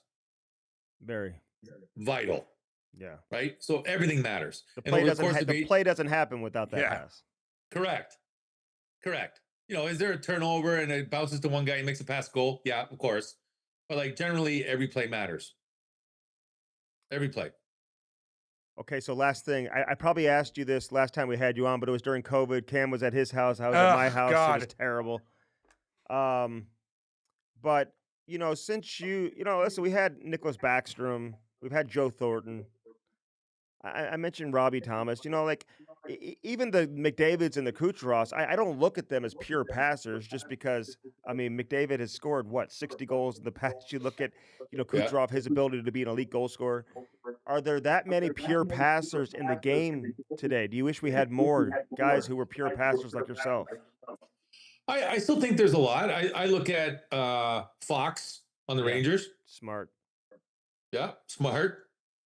There's some guys that score too, like a Claude Giroux in his career, scores a lot of goals, but I look at him as a good passer. Marner's a fantastic passer. Great passer. Nick Backstrom, fantastic. I coach him, fantastic. Jumbo for sure. Robbie for sure. I would say every team's got a guy that passes more than he shoots. Mm-hmm. You would call him that guy, which I think is a centerman's job. Jack Hughes gets a lot of goals. I also think he's a great passer. Yeah, Quinn Hughes gets a lot of assists. Nathan McKinnon gets a ton of assists. Yeah. So he's really worked on that. Really, really worked on that. And there's a guy that you would say goals come first. And, a very unique player like Connor, because their skating ability going up the ice is very unique, right? Mm-hmm. That's another element that they have. But, then you look at good players. Good players can kind of adapt. If you ask Draisaitl to pass more and they switch roles, I'm sure he could. Yeah. Right. And then there's guys that score more. Like you talked about Kyrou. I look at a guy like that who could definitely do both more. He was a passer in junior. I think he had 70 assists his last year at junior. Like very dynamic player, right? Like that's what you see. Oh my God, his skating ability. That Barzell. Yeah. Barzell for sure, right? So good. Do you want Ovi? Do you want Ovi to break Gretter's record? Well, no. Okay. I'm with you. So now you're with him again. He goes back and forth. Why not? I'm with you. Why not? He deserves it. He's going to. But because Gretz broke Gordie Howe's. Yeah. And obviously we could all say if Gretz knew someone was coming, he could have played one more year and got 30 more, right? But so could Gordie Howe, right? So it's just fantastic for the game. It really is. It's funny because obviously Gretz is my idol. And I coached Ovi. We have a really good bond. So I kind of, there's a part of me that I want Gretz to stay on a pedestal. I do. Mm-hmm. I'm sure people want Bobby Orr to be on that pedestal, right? So, but if he breaks it, fantastic. Have you thought about getting back into coaching full time? Would you ever want to do that again? No, not at all. Okay. Yeah, you got a good thing going, Oatsey. Yeah. I've moved on for sure. Yeah. A couple of years ago, I moved on and I enjoy it. I think there's lots of ways I can still help, so I really enjoy that. Okay, I've enjoyed this, man. You've been awesome. We just wanted to pick your brain. Yeah, we may have to do this on routinely. Anytime you want, guys. I appreciate it. You're the best. You're the best, Oatsey, dude. Good seeing you, my man. Guys. Yeah, good to see you guys. We'll talk soon. Cheers. Take care. See you, buddy. The Chemistry Podcast is brought to you by Bellman. BEHLMANN. Bellman Automotive. Located where? Troy, Missouri. Buick GMC on one side of the street. Right on the other side, Chrysler, Dodge, Jeep, Ram. Get yourself some new wheels in time for the winter. All right, that was Adam Oates. God, is he smart. Smart guy. Good to pick his brain, man. He was an awesome coach to me, too. I learned a lot. And he actually, out of his time, would really work on things with me. He even called Steven Stamkos up and ordered 10 different sticks from him. They sent them my way during the season just to have a different blade He on gave him. you Stamkos sticks? So he goes, I'm calling Stammer for you. And I go, okay. He goes, I'm going to get him to send you his sticks. I go, okay. And Stammer calls me. He goes, what do you want, man? Here, I got these. I got 10 for you. Stammer called me during the year when we're playing against them. And he sent me 10 sticks for me to use. And I used And how'd that help you? I got the puck I was on. I stayed on the team. Did you? I was on a 2-way contract, and I stayed on the team the whole year. With Stamkos sticks? With Stammer sticks. Oatsey did that for me. Thank you. And then Stammer's on the phone. He goes, I got your buddy here, Steve Downey. I talked to Downs on the phone during that year. It's like, hey, what's up, baby? It was really cool. Like, Oatsey worked with me every day on the wall. We did 3-on-3. We did everything together. Adam Oates' affiliation with Stamkos at the time? Didn't he coach him? Not in Tampa. No, anywhere? Don't know. He knew Stammer. Yeah. It's pretty cool. Pretty cool to do that for I'm a fourth line guy. How did it impact Got your my puck. one-timer? Boom. Just got the puck off the wall. Something about that, Andy. If you really know about hockey. Just asking you. If you really know about hockey. He's got one of the best one-timers in the history of the game. Something to do with that. I'm It was just all getting the curious puck off how the it wall. impacted your one-timer. Just like we talked. Just like, good. Yeah. Damn good. You have any more of those? Yeah. The Stamkos sticks? Yeah. Can you bring one in next episode? I'm not giving you one of those. I'm keeping those. No, I don't goddamn need things. it. I just want to look at it. Yeah, We can talk about it. I'll show you. Well, Yeah. it's the same curve I have now. It is? Yeah. Same thing. I kept the same thing. What's the curve? Stammer curve.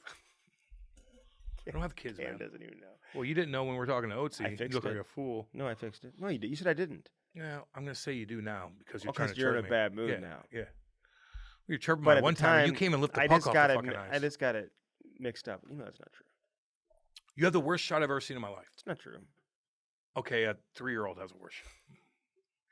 You have the worst shot I've ever seen. You have the worst hands I've ever seen in my life. Overpower you. More power. Overpower you so fast, dude. Oh, jeez. Lucky you even get invited out. You have the When worst. Andy gets invited out to the alumni skates, I'll put a different jersey on for him, and he will lose his mind. And I'll be like, I'm joking. You could be on my team. It's all good. But then Andy doesn't come out. Cam has the anymore. worst hands and the worst shot. And I suck at skating. Suck at everything. You're good though. you just built like a UFC ref. Yeah, it's fine. You're You built should- like their dude, kid. that would have been a great profession for you to get into. A UFC ref? They got to be Yeah. making a little bit of money. You don't think? I don't It's know. like hockey players who become NHL refs. No, I just like being an athlete instead. I like playing on a sport. But I'm instead. saying like NHL players who retire, are not even NHL players, but like minor league players, they retire. Yeah. They can get into officiating. Yeah, I'm not into that. No? Nah. Mm-mm. A UFC ref. What's a What the fuck's he UFC talking ref about? making Don't know. $100,000. for one fight? They have different refs who do. That's a stupid thing to say. No, for like. You think a UFC ref gets $100,000 a fight? So it's Are his you out of salary your for the fucking year, you're mind? saying? Yeah. Maybe John McCarthy and those big time guys get Yeah, I paid was gonna more than say, that. dude. Remember Maybe the, like with a remember the boxing referee, the bald yeah, guy? Mick, what's his name? He was making some money. Yeah, the big guys always make money, Yeah. but then like a normal guy probably Mhm. wouldn't make that much money. I would say. Okay. You know, Cam you feels should be a Cam UFC feels better cheerleader. You should be this the week. fucking. You should be the ring girl. Would you let your daughter? I was like No. watching these ring girls. I'm like, God. I know they're like, hot. I'm like, I don't know if I want my daughter to be No. a ring girl. I don't want my daughter being Like exposed. everyone's that. like, and like they look kind of unhappy. Yeah. They smile when they go around the ring, Yeah. and then they sit down. They put that robe back on. They know everyone's staring at them. Well, they're getting sexualized like no other because that's what happens these days Yes. too. There's so much sexualization. Do you think they going on. travel them around, or they Yeah. find one like in every local city? They have. They fly them around. There's a one girl that makes more money than the UFC fighters. No, Yeah. that's a stupid comment. You want to bet? She makes more money than the fighters. You want to bet? Which fighters are you talking about? Because The- I know the a not- lot of the fighters. Not now. the big guys, but Okay. yeah, it makes more than a lot of fighters. Not more than Buckley, Lewis, Well, she has Instagram. Santiago. Yeah, maybe Lewis. Yeah, those guys don't make that much. All the card that you just saw don't make that much money. What are they making? I asked you. Not $500,000 a fight. Probably a couple hundred, maybe And how many times they fight a year? 3? 4 times, depending on your body and what it does to you. Yeah. You know what I mean? It's not that much. Dude, that Polish guy, It's man. not that much. He just got absolutely It's not worth it. destroyed for no money. It's not worth it. He may never fight again. Like I'm looking at it like, damn, man. Like He was winning early on in the fight. I had him winning. I had him like 30. I had him 30, No one 28 cares. after the first But I'm round. saying those guys don't get for what the abuse they go through. It's not worth it. I had him 30, 28. The guy next to me had him 29, 28. But it would be cool to In be a the first UFC star. round. It would be cool to be a big dog that makes a lot of money in the UFC because you feel like you're on top of the world. You're the toughest guy going, and you're making money doing it. Yeah, I get that. I but disagree with it's that. a grind, man. And even the grind before you make the UFC, fuck, you're making pennies, dude. Cam, if you're not Conor McGregor, I don't think you're really getting recognized a whole lot. Yeah, you are. There's some guys. Name me 10. Nate Diaz, Poirier, fucking Sean O'Malley, to fucking Hughes. What? Matt Hughes? Yeah. Who got hit by a train Yeah. in East St. Louis? Oh my God, he was there last night. Or Got the hit other by a night. train, dude, in East He St. Louis. did? Yes, Matt Hughes. Is he from St. He's Louis? from Illinois. Why did he get hit by a train? Was he walking across the train? I don't know, Or was Andy. he in Why a don't you ask Was him? he in a car? What do you Was he in a car? Yes. And he survived it? Mm-hmm. Did he end his career? He was already done. He has a big training facility in Illinois. Really? Mm-hmm. Matt Hughes. Well, I'll give him a shout out. What's up, Yeah. Matty? I mean, fucking Chuck Liddell. But he was a who lost all two-time. his He was a money. two-time champion. Yeah, though. he's gigantic. Matt Hughes. Matt Hughes is really Yeah, good. two-time Yeah. champion. Yeah, I think he broke his neck. He was paralyzed for a bit. From the train accident? Yep. Oh my God! I Why don't had you no do some idea. research? I know. I had no idea. Fucking rookie at everything. I had no idea. Yeah. Big time, dude. Scary. Hit by a fucking You're lucky I don't train. put you in an armbar. Andy, that's funny. You're lucky I don't. I would stick up. If someone ever fuck with Andy, though, I would fucking jump in so fast, dude. I would. Yeah. Like, if anybody ever fuck with you or Yeah. your family and I was there, God, I really would do I anything call and you everything. after I called Twister. No, it had to be right there. And like, if somebody came up, I don't know, I would Don't stick up call for you. and your Cam family. after 7 at night though. I'll be sleeping. It is what it is, man. Good God. Yeah, wait till the next day. Gotta wait till next day, man. All right, we appreciate Oatsey for coming on though, man. That was Oatsey great was stuff. great. Yeah, we got some good stuff. And if you're a coming up, player too. out there, man, contact Oatsey. Yeah. Take your game to the next level. All right, Cam and Strick Podcast, firstform.com/Cam and Strick. Use our link and use it today. Yeah, baby. Gotta use it. Hat launch, baby. Hat launch. We love our friends over at Hat Launch, Love man. it. They're the absolute best. And we're gonna show you their Every facility. brand has a Yep. story, Cam. How do you tell a story? What's the best way to tell the story? Wear a hat. Put it on a hat. Put on a hat, baby. Everybody will know. Just like when I walk around with First Form stuff, they're like, "Hey, we're together." I'm like, "Yeah, baby, what's up?" They're like, "Where's Andy?" Never, never. Maybe they chirp you. Oh Maybe God! like, Like, You're what's not raising. what's Andy doing? You're not elevating my confidence today. I don't. Do I have to every time? Well, when do you elevate my confidence ever? Bring me down. I do not. Me too. So Hat Launch, man, check them out. Check them out today. Illinois Recovery Center, 1-800-743-0971. Damn right. Damn right. Right there in Swansea, Illinois. Chrissy Pondoff, Eric Conley, real All of deal. them. They have a bed waiting for you. Yes, they They'll take care of the insurance. Just call them up and just pick their brain. Because I know it's a difficult situation, and I get that. But if you call them and they'll talk to you about it, like, they'll help you. They will help you. I swear to God, they will. They're great people. They're great people, and they've been through hell and back. They know exactly what to do to get you out of that goddamn hole so you're fucking normal again. Do you get me on that? Love all you guys, by the way. Love you guys. Love the I do. IRC. Love you guys. Love the IRC. Love all y'all. And Chrissy, congrats on your 10-year sober Yep. anniversary. Damn right. And Eric and everybody over there, man. Keep doing what you're Yep. doing. At Cam at Bellman, you get no. Swinging dicks. But you do get You get great nice customer trucks. service. You get great trucks. Great you get trucks. Buick. Great cars for every And occasion. Andy chirps me about the Buick. No, I don't. Andy Do chirps. not chirp you about Buicks. Andy chirps me about driving a Buick, and I'm like, no, drive one of those. Hell They yeah. drive like Cadillacs, Buick Enclave? and they're way You cheaper. kidding me? They're damn good cars. Damn good A cars. Buick. Saved Tiger Woods' Buick. life. A fucking Buick. Saved Tiger Woods' life. Yeah, damn right. They run like fucking Cadillacs. I'm telling you. Mm-hmm. Those Denali's are sick. Those 250 fucking Dodge Rams, the diesel Dodge Rams. Yeah. You want to take that RV, cruise around because your kids are in college now and they're out of your fucking hair. Yeah. You want to cruise around with the wife and go barbecue in the middle of Montana and make sweet love underneath a beautiful skyline. Yeah, goddamn Oh, right. did you see the Northern Lights? Yeah, well, yeah. You didn't take any pictures of it. Nah.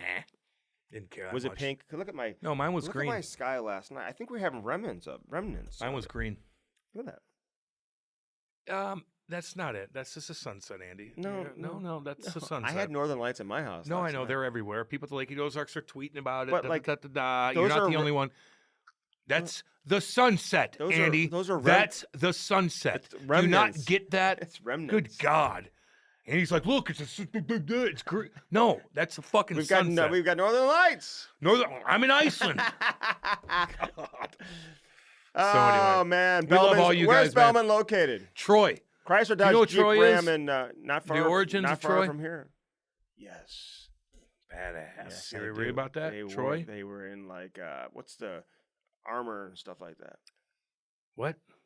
What were you? What Well, were you? yeah, everybody was in armor back Yeah, then. yeah. All the military Yeah, was back yeah, then. yeah. But Troy was this isolated area on a cliffside. Oh, Yeah. yes. And I believe it was the Yeah. Spartans Hey, that came over. the Spartan. That's what I'm talking about. Came Dressed over like with a Spartans. Trojan horse. Yeah, And like, Trojans. we want peace. We Yeah. want peace. Hey, This is all tell us about speculated. that next time, dude. And then they want peace, and they brought the horse like, oh, this is a gift. And all of a sudden, there's a Yeah. bunch of fucking shit kickers in there. Woo. They busted out, tore up everything, and they took over Troy. Cam. And they felt like they found Troy, I believe, in Turkey. Subscribe, See you guys. YouTube, everything, man. You want Love to be y'all. you want to be on our team, by the way? Reach out. Reach out. Okay. We love you guys. Make that See you, happen. dudes. Be cool. Peace. And girls. Yes, everybody.